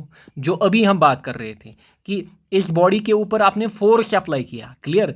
सो ये बॉडी जो है किसी सरफेस के ऊपर लाई कर रही होगी, सो ये बॉडी जो है ये आगे जाना चाहती है, क्लियर, ये आगे जाना चाहती है, बट क्योंकि फ्रिक्शन यहाँ से काफ़ी ज़्यादा है, पहले हम क्या करते हैं, limiting friction calculate. Limiting friction का वैल्यू इसका काफ़ी हाई है, फोर्स जो है, फोर्स हम क्या कर रहे हैं, हम फोर्स दे रहे हैं लेस देन लिमिटिंग फ्रिक्शन।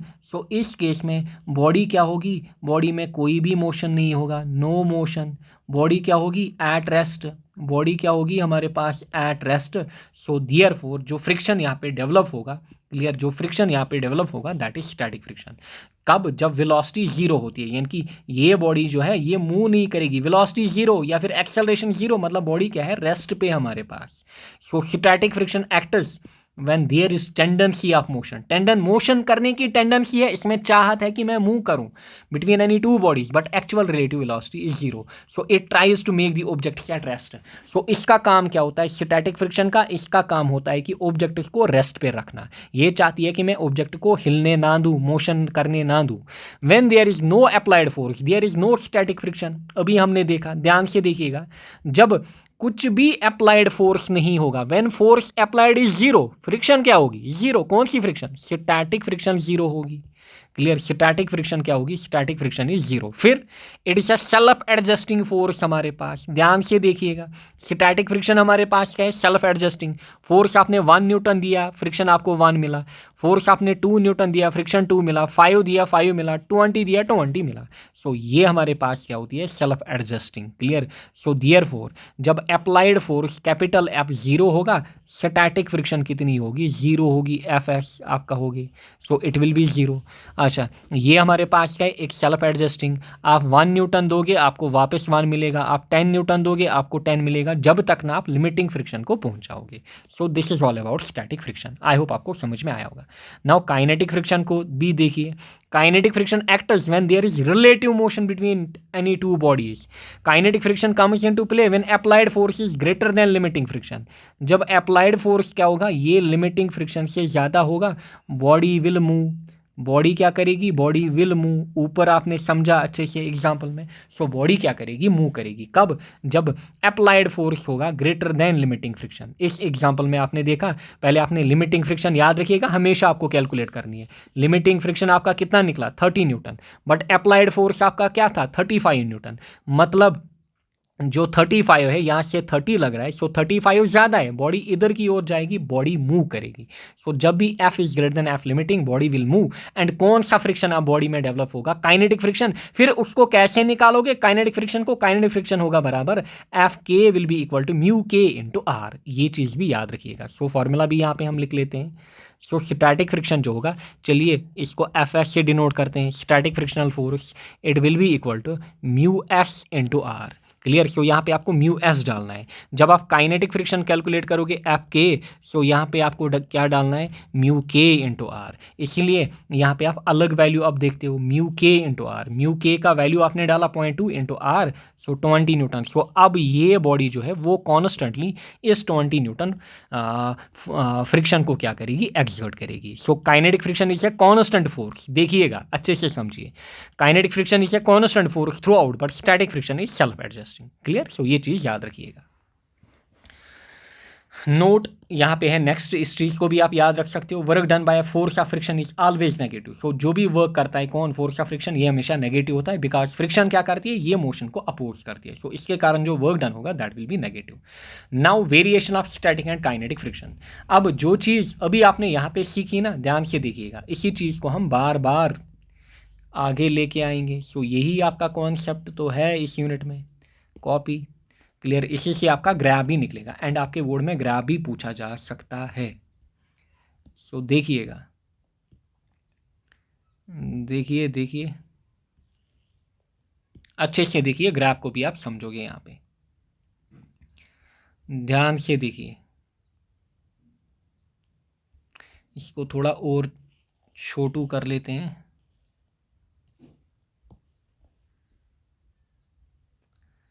देखिए, अरे यार किधर भाग रहा है, देखिए आप एक साइड से हम क्या देखेंगे, applied force. This is variation of static and kinetic friction. Again very important from board point of view, board में ये पूछ सकता है कि ग्राफ बनाइए।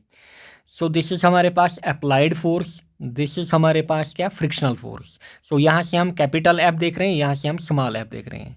सो ये हमारे पास है capital F applied force, and ये हमारे पास है small F that is frictional force. ध्यान दीजिएगा, अच्छे से समझिएगा। ये हमारे पास है 0 0। जब आपने फोर्स कितना दिया है 0, आपको फ्रिक्शन वापस कितना मिलेगा, 0, यानी कि कोई मूवमेंट नहीं होगी वर्टिकल एक्सिस पे। वर्टिकल एक्सिस पे फ्रिक्शन, यहाँ पे हॉरिजॉन्टल पे क्या कहते हैं हम, अप्लाइड फोर्स। अब ध्यान दीजिए, आपने फोर्स कितना दिया 1, ये क्या था 0। आपने फोर्स 1 न्यूटन दिया, फ्रिक्शन भी आपको यहाँ से क्या मिलेगा 1। फिर जब आप इनको जोड़ोगे आपको यहाँ पे पॉइंट मिलेगा। आपने फोर्स कितना दिया 2, अच्छा आपने कितना दिया फोर्स 2, आपको यहाँ से 2 न्यूटन ही फ्रिक्शन मिलेगा, जैसे आप यहाँ पे देख रहे हो। अच्छा आपने फोर्स कितना दिया, फॉर एग्जांपल फिर आपने 5 दिया, यहाँ से आपको फ्रिक्शन वापस क्या मिलेगा 5, यहाँ से आपको फ्रिक्शन 5 मिलेगा। आपने क्या किया, आपने फोर्स 10 दिया, अच्छा यहाँ से आपको क्या मिलेगा, यहाँ से आपको फ्रिक्शन वापस 10 मिलेगा। सो आप ये पॉइंट्स जो है इनको प्लॉट करते जाओगे, आप इन पॉइंट्स को क्या करोगे, प्लॉट करते जाओगे। फिर आपने क्या किया, आपने फोर्स यहाँ पे दिया 25, अच्छा यहाँ से आपको फ्रिक्शन वापस क्या मिलेगा 25 ही। क्लियर, आपको 25 ही मिलेगा यहाँ से वापस। फिर आपने क्या किया, आपने फ्रिक्शन का वैल्यू कितना दिया 30, यहाँ से आपको क्या मिलेगा वापस 30 ही मिलेगा, एंड ये 30 हमारे पास क्या था मैक्सिमम। सो ये पॉइंट्स आपने प्लॉट किए। फिर जब आपने पॉइंट्स प्लॉट किए, जब आप इन पॉइंट्स को मिलाओगे आपको एक स्ट्रेट लाइन मिलेगी। सो ग्राफ कैसा है, लीनियर। सो स्टैटिक फ्रिक्शन जो हमारे पास होती है, स्टैटिक फ्रिक्शन आप लिखोगे, स्टैटिक फ्रिक्शन का वेरिएशन जो होता है, याद रखिएगा इसका वेरिएशन जो होता है इट इज़ लीनियर, यानी कि ये लीनियरली बढ़ती है। लीनियरली मतलब क्यों? क्योंकि ये सेल्फ एडजस्टिंग है। जितना आप फोर्स दोगे उतना फ्रिक्शन, आप 2 दे रहे हो उतना फ्रिक्शन, 5 दे रहे हो उतना फ्रिक्शन। सो जितना आप फोर्स दोगे उतना आपको फ्रिक्शन वापस मिलेगा। एंड इसीलिए जब आप इन पॉइंट्स को फिर मिलाओगे आपको एक स्ट्रेट लाइन मिलेगी। सो आई बिलीव आपको ग्राफ समझ में आया होगा, यहाँ तक पॉइंट ए तक आपको समझ में आया होगा। क्लियर? सो फिर देयरफॉर इसीलिए ये जो पोर्शन हमारे पास है यहाँ से इसको हम क्या लिखते हैं? This is static friction.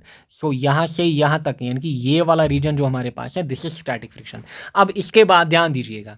सो आप कहाँ पे पहुँचे थे? 30 पे पहुँचे थे। आपने फोर्स दिया था 30 न्यूटन, फ्रिक्शन आपको कितनी मिली थी? 30 न्यूटन। ध्यान दीजिए 30। अब उसके बाद आपने क्या किया? ध्यान से देखिएगा, ध्यान से देखिएगा, अच्छे से देखिएगा। अब इसके बाद आपने क्या किया? आपने फोर्स 35 न्यूटन लगाया। आपने फोर्स क्या लगाया? 35 न्यूटन।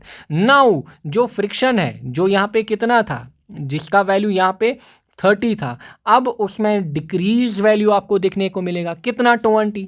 यानी कि फ्रिक्शन का जो ग्राफ है वो नीचे जंप करा, फ्रिक्शन का वैल्यू जो है वो नीचे जंप करा। आपने फोर्स बढ़ाया 35 बट फ्रिक्शन में डिक्रीज हुआ। सो ये वैल्यू कितना होगा? ये वैल्यू हमारे पास 20 होगा। आई होप आपको समझ में आया होगा। फिर आपने फोर्स बढ़ाया कितना? 40। आपने फोर्स 40 बढ़ाया बट फ्रिक्शन वापस कितना ही रहा? 20 ही। आपने फोर्स 50 दिया, आपने फोर्स 50 दिया, फ्रिक्शन कितना? वापस 20 ही। आपने फोर्स 100 दिया, फ्रिक्शन वापस कितना? 20। फिर जब आप इन पॉइंट्स को मिलाओगे आपको यहाँ से स्ट्रेट लाइन मिलेगी। सो आई बिलीव आपको ग्राफ समझ में आया होगा। किसकी हेल्प से? इस एग्जाम्पल की हेल्प से जो मैंने आपको ऊपर दी। क्लियर? सो इसकी हेल्प से आपको ग्राफ भी समझ में आया होगा। सो इन शॉर्ट आप क्या कहोगे? जो हमारे पास फ्रिक्शन वर्सेस फोर्स का ग्राफ है, स्टैटिक फ्रिक्शन जो है इट इंक्रीजेस लीनियरली। अच्छा, फिर यहाँ पे जैसे ही हम लिमिटिंग पे पहुँच जाते हैं फ्रिक्शन का वैल्यू डिक्रीज होता है। जैसे आपने एग्जांपल में देखा 20 हुआ। उसके बाद जितना भी फोर्स आप बढ़ाओगे फ्रिक्शन जो है वो कांस्टेंट रहेगा, दैट इज काइनेटिक फ्रिक्शन। इसलिए क्योंकि यहाँ पे इस एक्सिस के अलोंग आप फ्रिक्शन देख रहे हो। सो जब भी वैल्यू होगा हॉरिजॉन्टली, सो इसका मतलब एक कांस्टेंट वैल्यू होगा। सो इस फ्रिक्शन को हम क्या कहेंगे? ध्यान दीजिए। सो ये जो फ्रिक्शन हमारे पास है ये value this is kinetic friction, ये हमारे पास क्या है? Static friction. एंड ये वाला वैल्यू जो है it is limiting friction. So I hope आपको समझ में आया होगा। Clear? So this is variation of static and kinetic friction. इसके बाद क्या है? Rolling friction. Now rolling friction देखिए, it comes into play when one body rolls over the other. So rolling friction simply जब कोई बॉडी क्या कर रही होगी? ऐसे। रोलिंग फ्रिक्शन जब रोलर्स हमारे पास होंगे, जब कोई बॉडी रोल कर रही होगी, रोल करके आगे जा रही होगी, सो उस केस में जो फ्रिक्शन लगेगा इसके ऊपर यानी कि अपोजिट डायरेक्शन में, that is known as rolling friction. We convert sliding friction into rolling friction by providing wheel, roller and bearing. So हमेशा हम क्या करते हैं? देखिए, अगर आप इस ऑब्जेक्ट को, ये मेरे पास है ऑब्जेक्ट ए, यहाँ पे ये सेम ऑब्जेक्ट ए है, यहाँ पे आप फोर्स दे रहे हो, बताइए this is condition 1, this is condition 2। आप ही बताइए आपको कंडीशन 2 में या कंडीशन 1 में इस ऑब्जेक्ट ए को ईजी लगेगा मूव करना। किस कंडीशन में आप इजीली मूव कराओगे? आप सिंपली कहोगे कंडीशन बी में, यानी कि कंडीशन 2 में। क्यों? क्योंकि अब जो ब्लॉक है ना वो किसके ऊपर है? टायर्स के ऊपर। वो किसके ऊपर है? टायर्स के ऊपर। क्लियर? आपने देखा होगा गाड़ी या फिर मतलब सिंपल कोई रोलर हमारे पास होता है, जैसे आप कुछ सामान दुकान से लाते हो। क्लियर? आप सामान फॉर एग्जांपल आप मतलब आटे की बोरियां लाते हो। अगर आप खुद से लाओगे आटे की बोरियां आपको कितना मुश्किल होगा? बहुत ज़्यादा। फिर अगर आप इसी आटे की बोरी को किस में रखोगे? रोलर के ऊपर। फिर पीछे से धक्का दोगे, आपको ईजी लगता है जितना भी वेट इसमें आप रखो। क्यों? क्योंकि आपने इसमें बेसिकली जो इनिशियली यहाँ पे जब आप इसको धक्का दे रहे थे यहाँ पे स्लाइडिंग फ्रिक्शन लग रहा था। अब जब इसमें आप धक्का दे रहे हो यहाँ पे कौन सा फ्रिक्शन लगेगा? यहाँ पे रोलिंग फ्रिक्शन लगेगा। एंड रोलिंग फ्रिक्शन जो होता है उसका वैल्यू कम होता है as compare to sliding friction. So इसीलिए हमेशा हम चाहते हैं कि हम बॉडीज़ को किस में कन्वर्ट करें? हम जो स्लाइडिंग फ्रिक्शन है, स्लाइडिंग फ्रिक्शन को किस में कन्वर्ट करें? रोलिंग फ्रिक्शन के अंदर, बाय प्रोवाइडिंग क्या प्रोवाइड करके? रोलर प्रोवाइड करके या बियरिंग प्रोवाइड करके। So it comes into play when one body rolls over the other. We convert sliding friction into rolling friction by providing wheel यानी कि tyre या रोलर या bearing to a body. Advantage, we can carry heavy and large object from one place to another with ease, जैसा मैंने आपको कहा। यानी अगर आपको ये हमारे पास है फॉर एग्जांपल ये 200 kg का कोई ब्लॉक है, आपको इसको धक्का देना था, आप नहीं दे पाओगे अगर आप अकेले दोगे या 2-3 आदमी लाओगे। अगर इसी को हम इस 200 kg ब्लॉक को हम किसके ऊपर रखते हैं, रोलर के ऊपर या टायर के ऊपर, ईजिली अब आप इसको क्या करोगे, मूव कराओगे। क्यों? क्योंकि यहाँ पे जो फ्रिक्शन लग रहा था वो स्लाइडिंग फ्रिक्शन लग रहा था, अब यहाँ पे रोलिंग फ्रिक्शन लग रहा है। रोलिंग फ्रिक्शन कम होता है as compare to sliding friction. Clear? Next हमारे पास है loss of limiting friction. Laws of limiting friction, laws of limiting friction. अच्छा, एक और चीज़ जो हम भूल गए यहाँ पे स्टैटिक फ्रिक्शन में लिखना, ये भी आप लिखना, इसका रेंज। देखिए जो स्टैटिक फ्रिक्शन हमारे पास होता है एफ एस, क्लियर, इसका रेंज आपने क्या देखा, स्टैटिक फ्रिक्शन कहाँ से, ज़ीरो से लेकर कहाँ तक, लिमिटिंग फ्रिक्शन तक। ज़ीरो से लेकर कहाँ तक, लिमिटिंग फ्रिक्शन तक। यानी कि आप लिखोगे जो स्टैटिक फ्रिक्शन होता है इट इज़ ग्रेटर और equal to zero but less और equal to F S limiting, यानी कि लिमिटिंग फ्रिक्शन। क्लियर? सो जो स्टैटिक फ्रिक्शन हमारे पास होता है, ध्यान दीजिए, स्टैटिक फ्रिक्शन इज ग्रेटर और इक्वल टू ज़ीरो, यानी कि ज़ीरो भी हो सकता है या फिर ज़ीरो से ज़्यादा, एंड इट इज़ लेस और equal to limiting friction. Limiting friction से लेस भी हो सकता है या फिर इक्वल टू भी होगा। ये इसका रेंज होता है, याद रखिएगा, ये इसका रेंज होता है। ऑब्जेक्टिव में पूछा जा सकता है कि बताइए रेंज क्या होता है स्टैटिक फ्रिक्शन का। इस चीज़ का मतलब ये है कि जो एफ एस है इट इज़ ग्रेटर और इक्वल टू ज़ीरो। इस चीज़ का मतलब है कि जो एफ एस है इट इज़ लेस और इक्वल टू लिमिटिंग फ्रिक्शन। फिर हम ये कंबाइनली ऐसे लिखते हैं। क्लियर? सो ये चीज़ भी याद रखें। नेक्स्ट हमारे पास है loss of limiting friction. But before going into loss, ये वाला क्वेश्चन तो छूटा। अब देखिए इस क्वेश्चन को जल्दी जल्दी करते हैं 1 मिनट के अंदर। देखिए टू हॉरिजॉन्टल फोर्स F1, एक फोर्स ऐसे, ये है F2, यहाँ पे इसका नाम दिया दिस इज F1। सो दो फोर्स लग रहे हैं एक बॉडी के ऊपर, ये हमारे पास है, ये हमारे पास है कोई बॉडी, ध्यान से देखिएगा। एंड बॉडी का मास कितना है 20 kg। सो एक फोर्स F1 लग रहा है कितना, 80 न्यूटन। दूसरा फोर्स F2 कितना लग रहा है, 70 न्यूटन। दूसरा फोर्स F2 कितना लग रहा है, 70 न्यूटन। पहले हम निकालेंगे नेट फोर्स। जो नेट फोर्स होगा, पहले हम नेट फोर्स लगाएंगे बॉडी के ऊपर। सो नेट फोर्स जो होगा that will B 80 minus 70, so that will B 10 Newton. यानी कि ज़्यादा कौन है, ज़्यादा ये वाला फोर्स है। सो इसी को हम क्या करेंगे, इसी फोर्स को हम एनालाइज करेंगे। सो देयरफॉर बॉडी के ऊपर जो नेट फोर्स लग रहा है वो कितना लग रहा है, 10 न्यूटन। एंड बॉडी हमारे पास क्या है, 20 kg की। क्लियर? नाउ अब आप क्या करोगे, अब आप बेसिकली इसमें पहले W निकालोगे। W क्या होगा, M इंटू जी। क्या G हमें दिया है, नहीं दिया है, खाली कोफिशिएंट ऑफ फ्रिक्शन दिया है। एंड ये भी मेंशन नहीं किया है कि स्टैटिक है काइनेटिक है। सो आप इसको क्या कंसीडर करोगे, स्टैटिक। म्यू आपको दिया है 0.4। सो G आप खुद से लोगे 10। सो this is 20 into 10। So 20 into 10 is हमारे पास 200 Newton. So R by default कितना होगा, सो R बताइए, R कितना होगा बाई डिफ़ॉल्ट। सो R भी हमारे पास 200 न्यूटन होगा। सो ये आप हमेशा पहले करोगे जब भी फ्रिक्शन का क्वेश्चन होगा।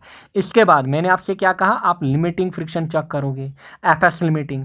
सो लिमिटिंग फ्रिक्शन क्या होता है, it is mu S into R. Clear? Limiting friction is mu S into R. So mu S कितना, म्यू कितना 0.4, आर कितना 200।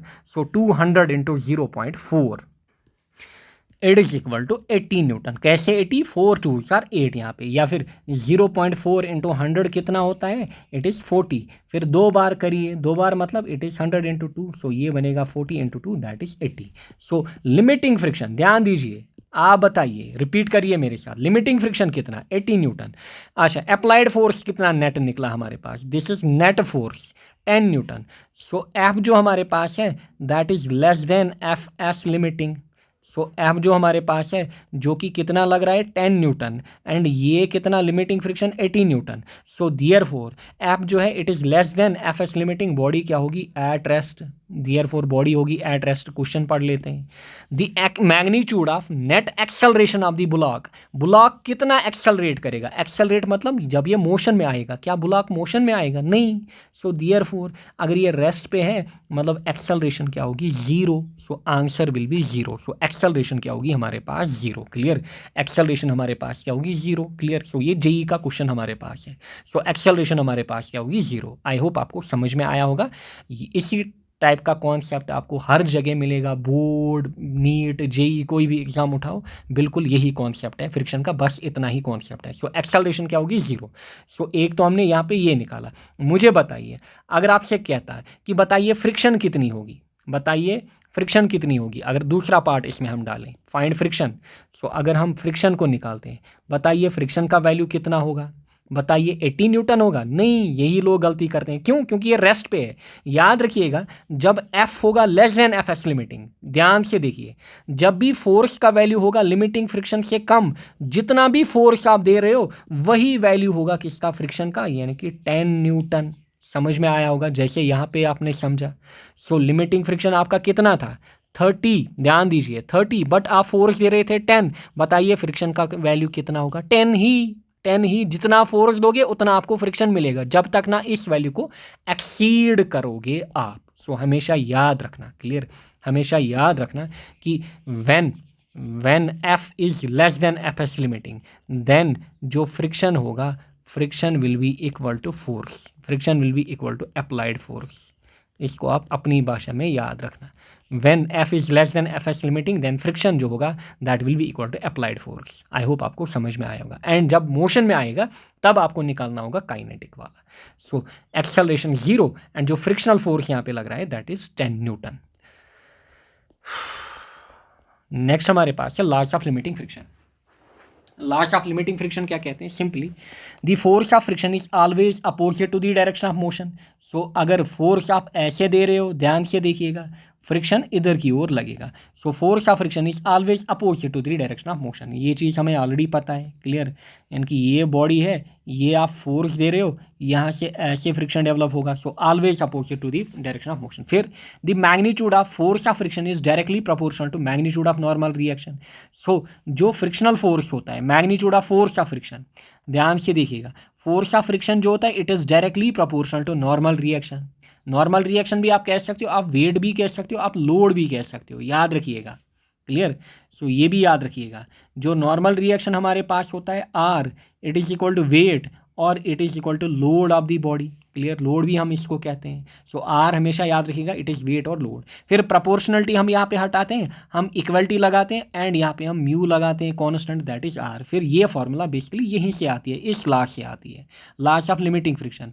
सो दूसरा लॉ क्या कहता है कि जो हमारे पास मैग्नीट्यूड ऑफ फ्रिक्शनल फोर्स होता है it is directly proportional to normal reaction. फिर प्रोपोर्शनलिटी को आप हटाओगे, यहाँ पे कांस्टेंट लगाओगे and that constant is known as हमारे पास coefficient of friction, coefficient of friction.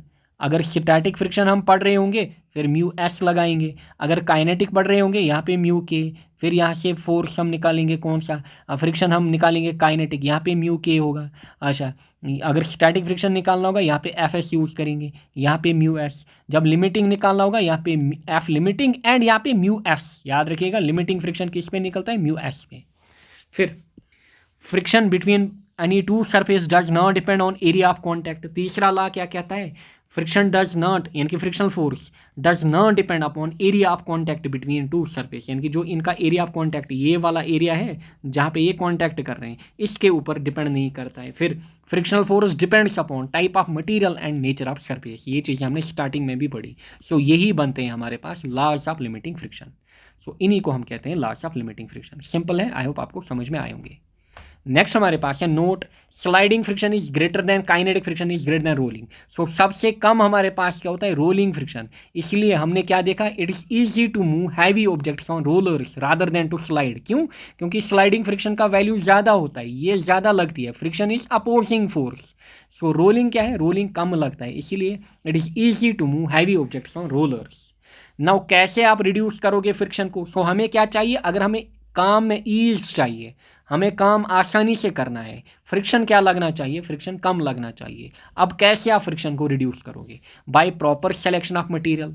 And याद रखिएगा फ्रिक्शन जो हमारे पास है इट इज़ नेसेसरी ईवल। हमारे पास नेसेसरी ईवल, अगर ये आपसे पूछा जाए वाई इज फ्रिक्शन है नेसेसरी ईवल, ध्यान से देखिएगा, अगर कोई बॉडी चल रही है सो अगर फ्रिक्शन ना होती, अगर इसने चलना स्टार्ट किया, ये क़यामत के दिन तक चलती जाती। सो फ्रिक्शन क्या करती है, इसको कहीं पे रोक लेती है, इसके मोशन को अपोज करती है। इसलिए हम कहते हैं फ्रिक्शन जो हमारे पास है it is a necessity evil. Machines में, हमारी डे टू डे लाइफ में फ्रिक्शन जो है that plays very important role. अच्छा, कैसे हम रिड्यूस करें फ्रिक्शन को? By proper selection of material, यानी कि हमें प्रॉपर मटेरियल लेना पड़ेगा। अच्छा, मतलब हमें देखना पड़ेगा कि मटेरियल हमारे पास स्मूथ है कि रफ़, हमें ज़्यादा स्मूथ यूज़ करना है अगर हमें फ्रिक्शन को रिड्यूस करना है। बाय पॉलिशिंग और लुब्रिकेटिंग, वही अगर आपको फ्रिक्शन कम करना है, आपको सरफेस में क्या करनी है, पॉलिशिंग करनी है। अच्छा, लुब्रिकेशन करनी है। अच्छा, इसका एग्जांपल सिंपल है, आपके पास दो रोड्स हैं, आपके पास क्या है, आपके पास दो रोड्स हैं। एक रोड जो है इसमें क्या है, इसमें गड्ढे हैं। दूसरा रोड जो आपके पास है, ध्यान से देखिएगा, दूसरा रोड जो है ये बिल्कुल स्मूथ रोड है, ये बिल्कुल स्मूथ रोड है। आप किस में ईजीली ट्रैवल कर पाओगे, आप इस दूसरे में ईजी ट्रैवल कर पाओगे। पहले में आपको क्या होगा, जर्कस लगेंगी, आपका मोशन कम होगा, आप जल्दी नहीं पहुंच पाओगे। क्यों? क्योंकि यहाँ पे रेजिस्टेंस ज़्यादा है, यहाँ पे आप जल्दी पहुंच पाओगे जहाँ पे आपको जाना होगा। सो इसी को हम कहते हैं पॉलिशिंग, या किसी सरफेस की पॉलिशिंग करना, या मशीन में लुब्रिकेशन करना। लुब्रिकेशन मतलब ऑयलिंग करना। देखते हो ना आप, जब कोई मशीन फंस जाती है, या फिर कोई भी जो स्टील या आयरन के ऑब्जेक्ट होते हैं, जब वो फंस जाते हैं, आप उनके ऊपर ऑयल बिछाते हो। क्यों? क्योंकि फ्रिक्शन जो है वो रिड्यूस हो जाए। समझ में आ रहा होगा। फिर by converting sliding friction into rolling friction, आप स्लाइडिंग फ्रिक्शन क्या करोगे, रोलिंग फ्रिक्शन में कन्वर्ट बाय प्रोवाइडिंग रोलर्स आप प्रोवाइड करोगे। या फिर लास्ट में आप क्या करोगे, आप किसी बॉडी को स्ट्रीम लाइनिंग दोगे। स्ट्रीम लाइनर बॉडी इनको कहते हैं। जैसे हमारे पास फिश की शेप होती है, अच्छा, या फिर शिप की शेप होती है, या फिर एरोप्लेन की शेप होती है। एरोप्लेन देखिए कितना फास्ट मूव करता है ईयर में। ईयर में क्या होती है, ईयर रेजिस्टेंस, ये भी एक टाइप से फ्रिक्शन लगती है। वाटर में क्या होती है, वाटर रेजिस्टेंस, क्लियर, जिसको हम विस्कोसिटी कहते हैं। क्या कहते हैं, विस्कोसिटी, ये आपको पढ़ना है बल्क मैटर के अंदर। सो विस्कोसिटी भी एक टाइप की क्या है, एक टाइप का फ्रिक्शन है। सो ये फ्लूइड्स के अंदर लगता है, या फिर ईयर भी एक फ्लूइड हमारे पास है। सो इस केस में जो फिश है, ये शिप है, आपने देखा होगा इनकी शेप ऐसे होती है। इस शेप को हम क्या कहते हैं, स्ट्रीम लाइनर बॉडी। देखिए शिप या फिर फिश या फिर यहाँ पे एरोप्लेन, इनकी एक जैसी शेप आपको दिख रही है, इसको हम कहते हैं स्ट्रीम लाइन शेप। क्या कहते हैं, स्ट्रीम लाइनर शेप या stream liner body. Now stream liner body का फ़ायदा क्या होता है, इससे जो फ्रिक्शन है वो कम हो जाती है। सो दिस इज हमारे पास concept of reducing the friction. Next हमारे पास है friction on an inclined plane. देखिए पहले मैं आपको एग्जांपल दूंगा, यहाँ पे मैं आपको दो एग्जांपल दूंगा।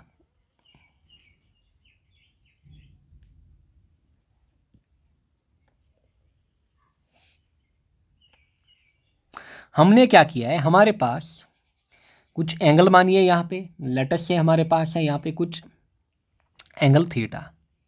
नाउ देखिए मैंने क्या किया है, मैंने कोई ऑब्जेक्ट यहाँ पे रखा है इस सरफेस के ऊपर, जो इंक्लाइनड सरफेस है, आपको दिख रहा होगा। मैंने किसी ऑब्जेक्ट को इस इंक्लाइनड सरफेस के ऊपर रखा है। अब अगर मैं यहाँ से ये जो एंगल है इसको बढ़ा दूँ, क्लियर, इसको बढ़ा दूँ, यानी कि मैंने एंगल बढ़ाया। ध्यान से देखिएगा, पहले मैं थोड़ा कम करूँगा, कम बढ़ाऊँगा, फिर थोड़ा ज़्यादा। ध्यान से देखिए, ये मेरे पास है एंगल। अब अगर मैंने इस एंगल को थोड़ा बढ़ाया, ध्यान से देखिएगा, अब अगर इस एंगल को मैंने थोड़ा सा बढ़ाया, जो ऑब्जेक्ट, ध्यान दीजिए, इसको मैं थोड़ा ऊपर लेके आऊँगा यहाँ पे। अरे यार, इस ऑब्जेक्ट को मैं बिल्कुल रखूँगा कॉर्नर के ऊपर। अब जो ऑब्जेक्ट मेरे पास कॉर्नर पे था, ये क्या करेगा, ये थोड़ा स्लाइड करेगा। ये क्या करेगा, ये थोड़ा आगे स्लाइड करेगा। क्यों? क्योंकि मैंने एंगल यहाँ से बढ़ाया। फिर जब मैं फर्दर एंगल बढ़ाऊँ, क्लियर, एक टाइम ऐसा आएगा, ये जो ऑब्जेक्ट है ये नीचे आकर गिरेगा। क्लियर, ये जो ऑब्जेक्ट है, जब मैं काफ़ी एंगल बढ़ाऊंगा, ऑब्जेक्ट जो है वो नीचे आएगा एंड गिरेगा।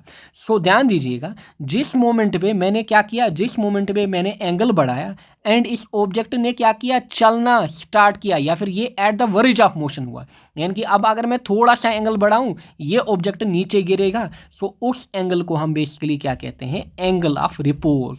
उस एंगल को हम क्या कहते हैं, एंगल ऑफ रिपोज।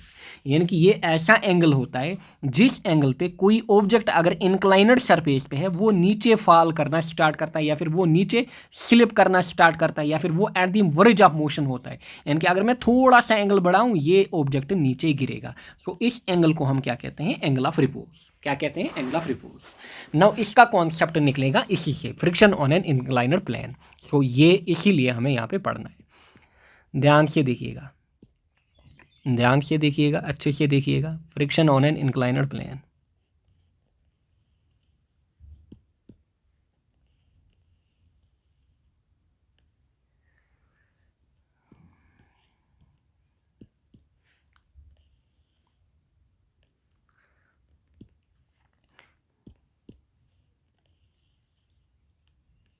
ये हमारे पास कोई इंक्लाइनड प्लेन है, ध्यान दीजिएगा। ये मेरे पास कोई ऑब्जेक्ट रखा हुआ है इस प्लेन के ऊपर, ये कोई ऑब्जेक्ट हमने रखा हुआ है किसके ऊपर, इस प्लेन के ऊपर। नाउ यहाँ पे जो एंगल हमारे पास बन रहा है दैट इज़ थीटा, जो एंगल हमारे पास बन रहा है दैट इज़ थीटा। अब ध्यान दीजिएगा, ये जो ऑब्जेक्ट हमारे पास होगा, ये जो ऑब्जेक्ट हमारे पास होगा, इसका जो वेट हमारे पास है, वेट हमेशा क्या लगता है, वेट हमेशा डाउनवर्ड, यानी कि परपेंडिकुलर टू दी सरफेस। अगर ये हमारे पास है surface of earth, clear, weight हमेशा क्या लगता है, वेट ऐसे डाउनवर्ड लगता है, क्लियर। वेट जो हमारे पास है वो ऐसे लगेगा, ध्यान दीजिएगा, वेट हमारे पास ऐसे लगेगा। एंड वेट कितना होता है, mg, यानी कि बॉडी का मास इंटू जी हमारे पास, क्लियर, बॉडी का मास इंटू जी हमारे पास। ध्यान दीजिएगा, ध्यान दीजिएगा अच्छे से।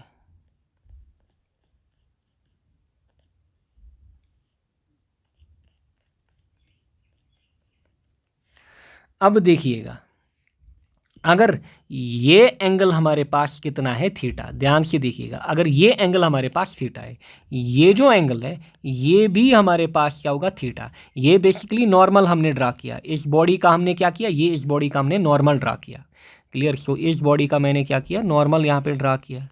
सो ये इस बॉडी का नॉर्मल रिएक्शन मैंने ड्रा किया आर। सो ये ऐसे भी होगा ना हमारे पास। सो जो नॉर्मल एंड वेट आपस में एंगल बना रहा है वो भी हमारे पास कितना होगा, वो भी हमारे पास थीटा के बराबर होगा, क्लियर। यानी कि जितना एंगल ये होगा उतना एंगल हमारे पास ये भी होगा। अब ध्यान दीजिए, अच्छे से समझिए, अगर ये हमारे पास है वेट, इसकी आपको प्रैक्टिस करनी होती है 2-3 बार तब आपको आएगा अच्छे से। अगर ये हमारे पास है वेट, सो वेट के दो कंपोनेंट्स यहाँ पे निकले, वेट के क्या निकले, यहाँ पे दो कंपोनेंट्स। वन इज हमारे पास ये वाला कंपोनेंट, दूसरा हमारे पास फिलहाल ये वाला कंपोनेंट, ये थीटा। सो ये वाला कंपोनेंट क्या होगा, दिस इज वेट कितना है, mg। सो ये वाला कंपोनेंट क्या होगा, mg cos थीटा, क्योंकि वेट हमारे पास क्या है, mg। सो ये वाला कंपोनेंट क्या होगा, mg cos थीटा। एंड ये वाला कंपोनेंट क्या होगा, mg sin थीटा। ये वाला कंपोनेंट क्या होगा, ये कंपोनेंट हमारे पास mg sin थीटा होगा, क्लियर। अच्छे से समझिए। अब देखिएगा, मैंने आपसे अभी कहा अगर मैं यहाँ से अब एंगल बढ़ाऊँ, यानी कि इतना एंगल करूँ, क्लियर, अगर मैं यहाँ से क्या करूँ, यहाँ से मैं एंगल बढ़ाऊँ, जब मैं यहाँ से एंगल बढ़ाऊँगा सो ये ऐसे होगा, एंड जो इसके ऊपर ऑब्जेक्ट है वो नीचे आना स्टार्ट करेगा। एंड जब इनिशियली तो मतलब एकदम से ये नीचे नहीं आएगा, सो पहले मैं इतना बढ़ाऊँगा, फिर इतना, फिर इतना, एक एंगल ऐसा आएगा जो मैं बढ़ा रहा हूँ कि ये ऑब्जेक्ट जो है ये बिल्कुल अब स्लाइड करना स्टार्ट करेगा। उसी एंगल को हम क्या कहते हैं, उसी एंगल को हम कहते हैं एंगल ऑफ रिपोज। नाउ देखिएगा, ये जो कंपोनेंट है ये कंपोनेंट mg sin थीटा, ध्यान दीजिए, mg sin थीटा क्या चाहता है, ये चाहता है कि मैं इसको नीचे लाऊं, मैं इसको एक्सेलरेट कराऊं। ध्यान दीजिए, ये जो mg sin थीटा है ये चाहता है कि इस ऑब्जेक्ट को मैं नीचे लाऊं। देखिए, क्योंकि ये इसको किधर खींच रहा है, ये इसको इधर खींच रहा है, ये चाहता है मैं इसको नीचे लाऊं, इसको मोशन में लाऊं, इसको एक्सेलरेट कराऊं, क्लियर, ये इसको नीचे लाना चाहता है। होगा क्या, होगा क्या, यहाँ पे जो फ्रिक्शन लग रही होगी, फ्रिक्शन इस कंपोनेंट को अपोज कर रही होगी, बेसिकली फ्रिक्शन ऐसे लग रही होगी, यहाँ पे फ्रिक्शन ऐसे लग रही होगी। Let me show with another colour, friction चलिए इस कलर से शो कर लेते हैं। फ्रिक्शन जो है वो ऐसे लग रहा है, अच्छा दिख नहीं रही है, वेट, फ्रिक्शन जो हमारे पास है वो ऐसे लग रही है इस सरफेस के ऊपर, बट हम दिखाते हैं ऐसे हैं। सो ऐसे यहाँ पे फ्रिक्शन लग रही होगी, ये इस mg sin थीटा जो फोर्स का कंपोनेंट है, क्योंकि वेट क्या है, एक टाइप से फोर्स। सो ये कंपोनेंट इसको नीचे लाना चाहता है। सो फ्रिक्शन क्या करेगा, इसको अपोज करेगा। क्लियर, फ्रिक्शन क्या करेगा, इसको अपोज करेगा। सो फ्रिक्शन हमारा अपवर्ड डेवलप होगा। याद रखिएगा हमेशा इंक्लाइनर प्लेन पे, जब भी प्लेन नीचे आना चाहेगा, कोई ऑब्जेक्ट इंक्लाइनर प्लेन पे नीचे आना चाहेगा, उसको mg sin थीटा नीचे ड्रैग करना चाहेगा एंड फ्रिक्शन अपोजिट लगता है, ये इसको वापस यही इसी पे रखना चाहेगा, स्टैटिक। Clear, static. अच्छा, जब तक ना हम किस एंगल पे पहुंचे, जब तक ना हम एंगल ऑफ रिपोर्ट पे पहुंचे। सो बताइए फ्रिक्शन का वैल्यू कितना होता है, म्यू इंटू आर। मुझे ज़रा बताइए आर कितना, मुझे ज़रा बताइए आर कितना। सो ये है mg cos थीटा। सो ये भी r है, r भी किसके बराबर होगा, इसका मतलब r भी mg cos थीटा के बराबर होगा, क्योंकि ये नॉर्मल हमने ड्रा किया है। सो ये और ये इक्वल होंगे हमारे पास। सो बताइए फ्रिक्शन कितना होगा, mu into R. So it will be mu into R. So it will be mu into mg cos theta. So this is how much friction developers. सो कितनी फ्रिक्शन डेवलप होती है, याद रखिएगा कितनी फ्रिक्शन डेवलप होती है एक इंक्लाइनड प्लेन के ऊपर, it is mu mg cos theta. Clear, mu mg cos theta. कौन सा कंपोनेंट मोशन कराना चाहता है, mg sin थीटा। क्लियर, यानी कि mg sin थीटा एक टाइप से विलन, ये आप मानिए ये विलन है, डाकू है, ये चाहता है कि इसको मैं नीचे गिराऊं, बट ये हीरो है, f is equal to mu into R, that is mu mg cos theta. ये चाहता है कि नहीं मैं इसको यहीं रखूं, क्लियर, मैं इसको गिरने ना दूं। सो this is friction, this is हमारे पास जो एक्सेलरेटिंग फोर्स यहाँ पे लगना चाहता है। So this is all what you have to remember, किसके ऊपर, friction on an inclined plane. कैसे हम यहाँ पे फ्रिक्शन निकालते हैं, कैसे हम कंपोनेंट्स को निकालते हैं, this is very very important.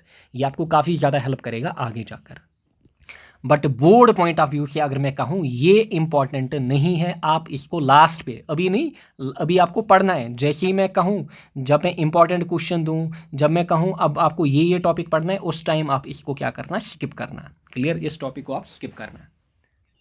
सो ये चीज़ आपको समझ में आई, friction on an inclined plane. Now पहले हम यहाँ पे एंगल ऑफ फ्रिक्शन बाद में, पहले अब हम क्या समझेंगे, एंगल ऑफ रिपोर्ट। देखिए, it is defined as the angle of the inclined plane with the horizontal, ध्यान दीजिए, it is defined as the angle of inclination plane with the horizontal such that the body placed on it is at the verge of sliding। अभी जिसकी हम बात कर रहे थे, clear, यानी कि ये हमारे पास है, ये हमारे पास है वो एंगल थीटा, ये हमारे पास है, ये हमारे पास है एंगल थीटा। एंड अगर हमने क्या किया, यहाँ से पहले अगर फॉर एग्जांपल ऐसे इतना एंगल था, फिर हमने इतना बढ़ाया, फिर फाइनली जब हम इस एंगल पे पहुँचे, that is angle of report. अब क्या होगा, जो ऑब्जेक्ट होगा वो बिल्कुल मतलब at the verge of motion होगा, यानी कि अगर थोड़ा सा भी अब हमने एंगल बढ़ाया, ये नीचे आएगा। क्लियर, ये नीचे आएगा, mg sin थीटा इसको नीचे लेके आएगा। क्लियर, यानी कि फ्रिक्शन जो है, फ्रिक्शन अब इसको नहीं बचा पाएगा। क्लियर, सो ये डिपेंड करता है एंगल ऑफ रिपोर्ट पे। सो इसी एंगल को हम क्या कहते हैं, इसी एंगल को हम कहते हैं angle of repose. So it is defined as the angle of inclined plane with the horizontal. सो इंक्लाइनड प्लेन किसके साथ एंगल बना रहा है, हॉरिजॉन्टल के साथ, याद रखिएगा। अच्छा, size that the body placed on it is at the verge of sliding. So इसकी डेरिवेशन हमें करनी है, छोटी सी इक्वेशन है, कैसे हम निकालेंगे। अच्छा, अभी आपने देखा, सो आप लिखोगे mg sin थीटा जो ऊपर हमने निकाला, ध्यान दीजिए mg sin theta and friction जो है ये आपस में क्या करेंगे, ये बेसिकली अगर आप देखोगे यही एक दूसरे को नीचे लाएंगे। अच्छा, पहले आप देखोगे, पहले आप देखिए। अच्छा, डायरेक्टली आप लिखना, आप क्या लिखना, आप लिखना कि फ्रिक्शन हमारे पास कितना होगा। अच्छा, आप ये लिखना फॉर मोशन। अच्छा, ऐसे आप लिखोगे, आप ऐसे लिखोगे mg cos थीटा एंड ये mg cos theta and r, that is normal reaction, cancel out each other, and r cancel out each other, क्योंकि ये दोनों बराबर हैं, कैंसल आउट ईच अदर। सो इनका कोई यहाँ पे रोल नहीं रहेगा। क्लियर, इनका यहाँ पे कोई रोल नहीं रहेगा। अच्छा, देयरफॉर ऑन ब्लॉक, अच्छा on block just before the verge of motion, या फिर just eight the verge of motion, just eight the verge of motion, ऐसे आप लिखना, just eight the verge of motion, eight the verge of motion. अभी जो friction हमारे पास होगा, क्लियर, ध्यान से देखिएगा, जो फ्रिक्शन हमारे पास होगा, ये वाला फोर्स, फ्रिक्शनल फोर्स, ये किसके बराबर होगा, mg साइन थीटा। अच्छा, जैसे ही ये ज़्यादा होगा mg sine theta, for example इसका कुछ वैल्यू होगा, इसका लेट 10 न्यूटन, इसका भी लेट 10 न्यूटन, जब 10 न्यूटन होगा उस टाइम जो एंगल होगा that will B angle of repose. क्योंकि अब अगर थोड़ा सा एंगल बढ़ा, ये ज़्यादा होगा, यानी कि इसका वैल्यू 11 होगा, ये 10 ही रहेगा, सो इसका फोर्स ज़्यादा, ये कंपोनेंट अब जोर होगा, ये इसको नीचे लाएगा। Clear. So at the verge of motion जो फ्रिक्शन होता है, फ्रिक्शन किसके बराबर होता है, वो mg साइन थीटा वाले कंपोनेंट के बराबर होता है। सो फ्रिक्शन हमारे पास, फ्रिक्शन जो हमारे पास है वो किसके बराबर होता है, फ्रिक्शन का कंपोनेंट। ध्यान से देखिए, ये कंपोनेंट फ्रिक्शन किसके बराबर होता है, इस कंपोनेंट के बराबर। एंड फ्रिक्शन का वैल्यू कितना, ये भी हम यहाँ पे पुट करेंगे। सो बताइए फ्रिक्शन का वैल्यू कितना, it is mg mu mg cos theta, इसका वैल्यू है mu mg cos theta, this will be equal to mg sine theta. अच्छा, यहाँ से ज़रा म्यू निकालिए, म्यू क्या निकलेगा, this will be mg sine theta, and यहाँ से जो mg कॉस थीटा है वो डिवाइड में आएगा, mg कॉस थीटा, सिंपल सी बात है। सो mg कटा, यहाँ पे साइन अपॉन कॉस किसके बराबर निकलेगा, tan के बराबर। सो म्यू जो होगा that will be equal to tan of theta. So ध्यान से देखिएगा, म्यू जो हमारे पास होगा, म्यू किसके बराबर होगा, tan ऑफ थीटा के बराबर।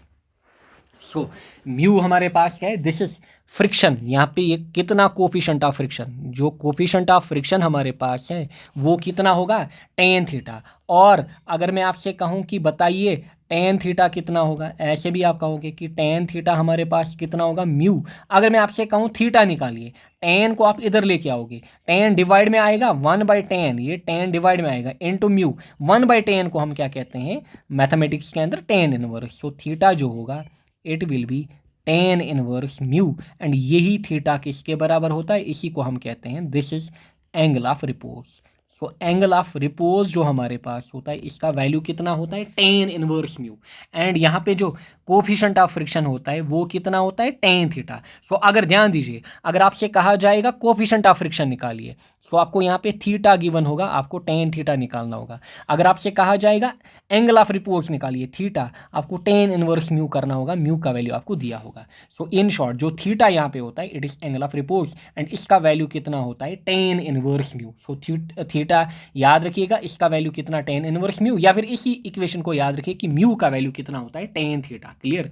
सो आई होप आपको समझ में आया होगा angle of repose. So angle of repose जो हमारे पास है ऐसा एंगल होता है कि जिस पे अब जो ब्लॉक है बिल्कुल at the verge of motion है, अगर आपने थोड़ा सा भी एंगल बढ़ाया ये ब्लॉक नीचे आएगा। क्लियर। mg साइन थीटा वाला कंपोनेंट इसको नीचे लेके आएगा, but at the time of verge of motion आपने क्या देखा, एफ जो होगा that will be equal to mg sine theta, यानी कि ये जो एफ होगा it will be equal to this mg sine theta, and F आपने कितना देखा, म्यू इंटू आर, ये आपने देखा mu mg cos theta. So ऐसे इन दोनों की हेल्प से आपने क्या निकाला, आपने ये एंगल निकाला, बोर्ड में आपसे पूछा जाता है। ये हो गया एंगल ऑफ रिपोज। नेक्स्ट है angle of friction. Angle of friction simple सी बात है, देखिए ये मेरे पास है कोई हॉरिजॉन्टल सरफेस, इसके ऊपर कोई ब्लॉक रखा हुआ है,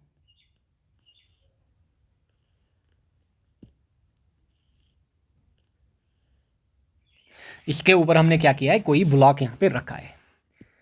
नाउ ध्यान से देखिएगा, ये इसके ऊपर क्या लगेगा, वेट, एंड ऐसे हमारे पास क्या होगा, ऐसे नॉर्मल रिएक्शन लगेगा, ऐसे हमारे पास क्या लगेगा, नॉर्मल रिएक्शन। क्लियर। ऐसे हमारे पास क्या लगेगा, नॉर्मल रिएक्शन। अब ध्यान से देखिएगा, अगर आप फोर्स इस ब्लॉक के ऊपर ऐसे अप्लाई कर रहे थे, ध्यान से देखिएगा, अच्छे से देखिएगा, सो फ्रिक्शन आपको ऐसे मिलेगा, यानी कि यहाँ पे ये जो सरफेस है ये आपको ऐसे फ्रिक्शन दे रही होगी। क्लियर। ये आपको ऐसे फ्रिक्शन दे रही होगी। एंड लेट अस सपोज ये मेरे पास ब्लॉक था, ब्लॉक पहले आप ऐसे बनाना, पहले आप क्या करना, ब्लॉक को ही बनाना। सो ये हमारे पास क्या था, ब्लॉक। सो इसके ऊपर आप ऐसे फोर्स दे रहे थे, सो ऐसे फोर्स आप दे रहे थे, सो फ्रिक्शन इधर की ओर लगेगा, है ना, फ्रिक्शन इसमें अपोजिट डायरेक्शन में लगेगा, बट प्रैक्टिकली फ्रिक्शन यहाँ पे लग रहा है। नाउ देखिए फ्रिक्शन को अब हम कैसे दिखाएंगे, ध्यान से देखिएगा। सो फ्रिक्शन यहाँ पे लग रहा है बेसिकली, सो फ्रिक्शन हमारे पास जो है वो ऐसे लग रहा है, ध्यान से देखिएगा, अच्छे से देखिएगा। सो फ्रिक्शन हमारे पास जो है वो ऐसे लगेगा, सो दिस विल बी हमारे पास फ्रिक्शन, एंड इसका वैल्यू कितना होगा, म्यू इंटू आर, है ना, इसका वैल्यू कितना होगा, म्यू इंटू आर। नाउ देखिएगा, जो फ्रिक्शन एंड रिजल्टेंट जो friction and normal reaction, R हमारे पास क्या है, दिस इज नॉर्मल रिएक्शन, ये हमारे पास क्या है, नॉर्मल रिएक्शन। इनका जो रिजल्टेंट होगा, ध्यान से देखिएगा, इनका जो रिजल्टेंट होगा इन दो का, वो हमारे पास कुछ ऐसे लाई कर रहा होगा, वो हमारे पास कुछ ऐसे लाई कर रहा होगा। क्लियर, इन दोनों का जो रिजल्टेंट है वो हमारे पास कुछ ऐसे लाई कर रहा होगा। सो इसको हम क्या कहेंगे, ये हमारे पास होगा रिजल्टेंट। किसका resultant, friction and normal reaction का रिजल्टेंट। अब अगर आप यहाँ पे एंगल देखोगे एंड एंगल आप ये वाला लोगे, क्लियर, ये वाला एंगल, दैट इज, चलिए इसको हम अल्फा एंगल बोलेंगे। यानी कि जो एंगल रिजल्टेंट, किसका resultant, friction and normal reaction का जो रिजल्टेंट है, अगर वो एंगल अल्फा बनाए, किसके साथ, नॉर्मल रिएक्शन के साथ। ध्यान दीजिए, रिजल्टेंट इन दोनों का है। ध्यान से देखिए मैं क्या बोल रहा हूँ, ध्यान से सुनिए। रिजल्टेंट किसका, फ्रिक्शन एंड नॉर्मल रिएक्शन का। अगर ये रिजल्टेंट अल्फा एंगल बनाए, किसके साथ, नॉर्मल रिएक्शन के साथ, इस अल्फा एंगल को हम कहते हैं coefficient of angle of friction. इसको हम क्या कहते हैं, एंगल ऑफ फ्रिक्शन। नाउ ध्यान दीजिए, अगर ये फ्रिक्शन है, सो आई विल एज्यूम कि इसका ये ऐसे फ्रिक्शन होगा। सो इसको हम इधर लेके आएंगे, यानी कि ये जो फ्रिक्शन है इसको हम पैरेलल शिफ्ट करेंगे, जैसे हम पैरेलल शिफ्टिंग कर रहे थे। सो इसको मैं इधर लेके आऊँगा। सो ये वाला मेरे पास क्या होगा, दिस विल बी मेरे पास फ्रिक्शन। सो ये हमारे पास क्या होगा, फ्रिक्शन ही होगा। क्लियर, ये हमारे पास क्या होगा, ये हमारे पास फ्रिक्शन ही होगा। सो ये हमारे पास क्या होगा, फ्रिक्शन ही होगा। नाउ इसमें ज़रा आप टेन थीटा लगाइए इस ट्रायंगल में, जो ये ट्रायंगल बना, दिस इज रिजल्टेंट। ये हमारे पास है फ्रिक्शन, ये हमारे पास है नॉर्मल रिएक्शन। सो निकालिए tan of theta. So tan of theta, tan of alpha, क्योंकि एंगल हमने अल्फा लिया, टिल प्रेजेंट ब्यूटी। सो हमारे पास क्या बनेगा, ये ऐसे ट्रायंगल है। ध्यान से देखिएगा, ये ट्रायंगल अब हमारे पास है, क्योंकि अगर ये एफ है, ये भी एफ होगा ना, ये भी एफ होगा। सो हमने ट्रायंगल ये वाला लिया, ये ट्रायंगल अल्फा एंगल ये है। So tan present beauty perpendicular base, perpendicular इसमें कौन सा है, so this is perpendicular upon base, perpendicular is F, base हमारे पास क्या है, आर। देयरफॉर टेन अल्फा जो हमारे पास होगा, that will be F by R. That will be किसके बराबर, that will be F by R. ज़रा ये बताइए एफ बाई आर किसके बराबर होता था, टेन अल्फा अगर है किसके बराबर, F by R. So tan alpha हमारा किसके बराबर निकला, एफ बाई आर। अच्छा ज़रा ये बताइए एफ बाई आर किसके बराबर था, म्यू के बराबर। क्यों, क्योंकि F is equal to mu into R. अगर आप म्यू निकालोगे, म्यू क्या निकलेगा, F by R. So therefore आप ये भी कह सकते हो कि टेन अल्फा जो हमारे पास होता है, that is equal to mu. Clear, tan alpha जो हमारे पास होता है that is equal to mu, या फिर टेन अल्फा जो हमारे पास होता है that is equal to F by R. और अगर आप अल्फा एंगल निकालोगे वो कितना निकलेगा, वो निकलेगा ten inverse mu. So this is हमारे पास कौन सा एंगल, दिस इज हमारे पास एंगल ऑफ फ्रिक्शन हमारे पास। सो इस अल्फा एंगल को हम क्या कहेंगे, एंगल ऑफ फ्रिक्शन। सो ये अल्फा एंगल हमारे पास क्या है, एंगल ऑफ फ्रिक्शन। यहाँ पे आपने क्या देखा, beta, angle of repose. So I hope आपको समझ में आया होगा। इसका वैल्यू भी टेन इनवर्स म्यू, इसका वैल्यू भी tan inverse mu. So this is all you have to remember, या फिर इसको आप ऐसे भी लिखोगे tan inverse F by R. So कोई प्रॉब्लम नहीं है। सो इसको आप tan inverse F by R भी लिखोगे। सो ऐसे आपने एंगल ऑफ फ्रिक्शन निकाला, एंगल ऑफ रिपोज निकाला। So this is all about this unit. Now कुछ एमसीक्यूज को देख लेते हैं जल्दी जल्दी। देखिए पहला question, as general rule friction depends on sliding speed, नहीं। डिपेंड्स ऑन सरफेस एरिया, नहीं। Is proportional to load, is greater for smooth surface, नहीं। स्मूथ सरफेस के लिए फ्रिक्शन का वैल्यू क्या होगा, कम, रफ के लिए ज़्यादा होता है। So therefore option C is correct है। मतलब friction is directly proportional to normal reaction, law हमने देखा। और friction is directly proportional to weight, और friction is directly proportional load, load हमारे पास वेट ही होता है। So therefore option C is right. Which of the following is a self adjusting force, बताइए। Static, limiting, dynamic, limit. देखिए यहाँ पे है स्लाइडिंग, बताइए कौन सा सेल्फ एडजस्टिंग फोर्स होता है, as per self, as per static. So it is static friction हमारे पास। क्लियर। नेक्स्ट देखिए क्वेश्चन नंबर 3। देखिए a block of mass 2 kg, ध्यान दीजिए ब्लॉक आपके पास है, ब्लॉक आपके पास है, कितना मैस है, 2 kg। रेस्ट कौन है, हॉरिजॉन्टल सरफेस, बिल्कुल हमने रखा।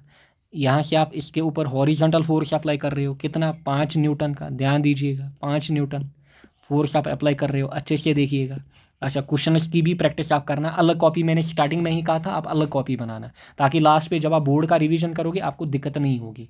फिर आप लास्ट पे जो जो आपको इंपॉर्टेंट न्यूमेरिकल लगेगा उन्हीं पे ध्यान दोगे। अच्छा, सारे आपको फिर नहीं कर रहे हैं। सो फोर्स कितना लग रहा है? 5 न्यूटन। अच्छा, the frictional force on it is, बताइए। आप इसकी पहले खुद से ट्राई करना, यहाँ पे वीडियो को क्या करना, पॉज करना, पहले खुद से ट्राई करना, फिर मैं आंसर ऑलरेडी निकाल रहा हूँ। सो आपको फ्रिक्शनल फोर्स निकालना है। म्यू के आपको गिवन है 0.4, ध्यान से देखिएगा। आपको म्यू के गिवन है 0.4, म्यू एस आपको गिवन है 0.5। सो करिए अब सॉल्व। सो पहले वेट लगेगा कितना? mg। सो यहाँ से फ्रिक्शन लगेगा F, वेट mg। सो 2 इंटू जी इसने नहीं दिया है, हम 10 एज्यूम करेंगे। सो 2 इंटू 10 कितना होगा? 20। सो आर कितना लगेगा? आर बाई डिफ़ॉल्ट 20 लगेगा। देयरफॉर पहले हमेशा आपको क्या करना है? Limiting friction check. Limiting friction is mu S into R. बताइए म्यू एस कितना? 0.5। आर आपका कितना निकला? 20। क्लियर? 20। दिस इज हमारे पास 20 इंटू 0.5। 10 इंटू 0.5 कितना होगा? 5। 20 इंटू 0.5 होगा हमारे पास 10, यानी कि 20 आधा टाइम है, यानी कि ये निकलेगा कितना? 10 न्यूटन। सो देखिएगा, जो फोर्स आप अप्लाई कर रहे हो, क्लियर, ये आपके पास है अप्लाइड फोर्स। जो अप्लाइड फोर्स है it is less than limiting friction. Therefore body क्या होगी? At rest. देयरफॉर मैंने आपसे क्या कहा? जो फ्रिक्शन का वैल्यू होगा वो किसके बराबर होगा? वो अप्लाइड फोर्स के बराबर होगा। ध्यान रखिएगा, जब भी फोर्स होगा, अप्लाइड फोर्स होगा लेस देन लिमिटिंग फ्रिक्शन। सो अप्लाइड फोर्स है 5 न्यूटन, लिमिटिंग फ्रिक्शन है 10। जो आपका फ्रिक्शन होगा उसका वैल्यू किसके बराबर होगा? जो अप्लाइड फोर्स होगा। सो फ्रिक्शन का वैल्यू होगा equal to smaller value, that is F. So friction will be हमारे पास 5 न्यूटन, ना कि 10। ज़्यादातर लोग गलती करते हैं 10 यहाँ पे आंसर मार करते, बट मैंने आपको पूरा प्रोसीजर सिखाया लेक्चर में। आई बिलीव आपने गलती नहीं की होगी। 5 न्यूटन इसका आंसर रहेगा। Clear? Next, a block is placed on a plane inclined at 12 degree to the horizontal. ऐसे बोल रहा है कि 12 degree inclined to the horizontal. What is the maximum value of coefficient of static friction for which the block slides down. अभी हमने देखा। सो अभी आपने क्या देखा? अभी आपने देखा कि म्यू जो होगा that will be equal to tan theta. Mu जो होगा that will be equal to tan of theta. ये एंगल थीटा हमारे पास है, ये ब्लॉक था यहाँ पे, क्लियर, ये था ब्लॉक यहाँ पे। सो बताइए म्यू का वैल्यू हमने क्या देखा? Tan theta. सो ये बोल रहा है कोएफिशिएंट ऑफ स्टैटिक फ्रिक्शन का वैल्यू बताइए। सो it will be mu tan theta. Theta कितना दिया है? 12 डिग्री। सो सीधे टेन 12 डिग्री। समझ में आया होगा। नेक्स्ट देखिए, an object placed on an inclined plane. Again बोल रहा है कि ऑब्जेक्ट को कहाँ पे रखा है? इंक्लाइनड प्लेन पे। अच्छा, सो ये एंगल हमारे पास क्या होगा? Let theta, angle of repose. अच्छा, an object placed on an inclined plane, ध्यान दीजिए, start sliding with an angle of inclination becomes 30 degree. जब एंगल कितना बन रहा है? ये बोल रहा है कि जब एंगल 30 डिग्री बन रहा है, थीटा 30 डिग्री, ये नीचे आ रहा है। The coefficient of static friction is, again solution same, mu is equal to tan of theta, that is mu is equal to tan 30 degree. So tan 30 का आपको क्या करना होगा? टेन 30 का जस्ट वैल्यू डालना होगा। टेन 30 कितना होता है? 1/√3। सो 1/√3 आपका आंसर होगा। Next, a cubical block rests on an inclined plane. बिल्कुल यही सेम टू सेम क्वेश्चन है, बट इसमें लैंग्वेज चेंज की है। सेम टू सेम क्वेश्चन है, बट इसमें इस बार लैंग्वेज चेंज की है। ध्यान से देखिएगा। A cubical block rests on an inclined plane, the coefficient of friction is mu is equal to 1/3। इस बार म्यू दिया है, कितना है? 1/√3। What should be the angle of inclination. आपको पता है कि टेन, ये बोल रहा है कि थीटा कितना होना चाहिए। आपको पता है टेन थीटा का वैल्यू कितना? म्यू। सो म्यू कितना? 1/√3। बताइए टेन थीटा कब होता है 1/√3? जब थीटा का वैल्यू कितना होता है? When theta is equal to 30 degree. So तब टेन के टेबल में आपको पता है ना, टेन थीटा का वैल्यू कब 1/3 निकलता है? 30 डिग्री पे। सो आपका आंसर रहेगा 30 डिग्री। सो उस क्वेश्चन का अपोजिट था, क्वेश्चन नंबर 5 का। Next, the maximum angle at which a body can slip is called. इस एंगल को हम क्या कहेंगे? Angle of repose, angle of friction. ये तो हमने नहीं पढ़ा, so angle of repose correct answer. The angle of inclination of a plane at which the body begins to move down. बताइए बॉडी नीचे आना स्टार्ट कर रही है, क्या कहेंगे? Angle of repose. The ratio of limiting friction and normal reaction, ध्यान दीजिए, limiting friction and normal reaction, इस रेशियो को हम क्या कहते हैं? Mu, coefficient of friction. So इसको हम क्या कहते हैं? Coefficient of friction. When a body slides down on an inclined surface the acceleration of the body is given by. अच्छा, ये आपने देखा ना इंक्लाइनड प्लेन पे, क्या आपने देखा इंक्लाइनड प्लेन पे? आपने देखा एक कंपोनेंट ये था, that is mg sin theta, यही इसको मेनली नीचे ला रहा था। दूसरा F is equal to mu R, ये हीरो था, अच्छा this was mu into M G cos theta. So M G sine theta वाला कंपोनेंट इसको क्या कर रहा था, नीचे ला रहा था। एंड अगर हम क्या करें, अगर हम इस सरफेस को क्या करें, कंसिडर स्मूथ, सो ये कंपोनेंट हमारे पास बेसिकली जीरो होगा। सो हमारे पास फोर्स कितना बचेगा, फोर्स बचेगा एम जी साइन थीटा। अच्छा अगर हम क्या करें, अगर हम यहाँ से एफ बाई एम को निकालें, एफ बाई एम हमारा किसके बराबर निकलेगा, जी साइन थीटा के बराबर। एफ बाई एम किसके बराबर होता है, एक्सेलरेशन के बराबर। सो एक्सेलरेशन हमारा किसके बराबर निकलेगा, जी साइन थीटा। सो ये हमेशा याद रखना, दिस इज बट कब, जब स्मूथ सरफेस हमारे पास होगी। एक्सेलरेशन कितनी डेवलप होती है, जी sine theta.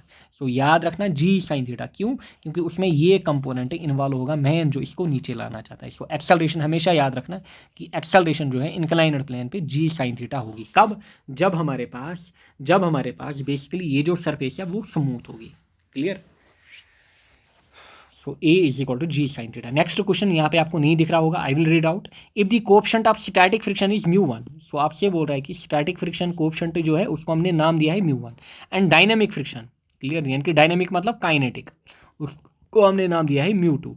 Then from experiment mu one upon mu two का रेशियो बताइए। सो आपको पता है कि म्यू एस जो होता है it is always greater than mu k. So therefore फोर म्यू वन अपॉन म्यू टू जो होगा that will be always greater than one. क्यों, क्योंकि म्यू वन का वैल्यू जो होगा ये हमेशा वन से, मतलब म्यू के से या फिर म्यू टू जो यहाँ पे दिया है उससे ज़्यादा होगा। सो हमेशा याद रखिएगा म्यू एस अपॉन म्यू के जो होगा इनका वैल्यू हमेशा ग्रेटर देन वन होगा, इनका ratio. So always greater than one. Next, coefficient of friction depends on, बताइए, nature of surface only, area of contact, area of contact हमने नहीं देखा, nature of surface only. So this is all about this friction. So यहाँ पे part 2 भी आपका finish हुआ। अब इसमें हमारा एक पार्ट बच रहा है, दैट इज आपका सर्कुलर मोशन, क्लियर, या फिर डायनामिक्स ऑफ सर्कुलर मोशन। सो वो चीज़ हम देखेंगे नेक्स्ट लेक्चर में। पार्ट 3 में हमारा पूरा यूनिट ये समाप्त होगा, उसके बाद हमारा पार्ट यूनिट नंबर 4 आएगा, that is work power energy. So thank you all, अच्छे से लेक्चर्स लगाते जाइए एंड अपने फ्रेंड्स के साथ साथ इसको क्या करें, अपने फ्रेंड्स, कजन्स, कोलीग्स के साथ इसको क्या करें, साथ में शेयर भी करें। एंड आई बिलीव यहाँ से आपको अच्छा खासा बेनिफिट मिल रहा होगा। Thank you all, best of luck.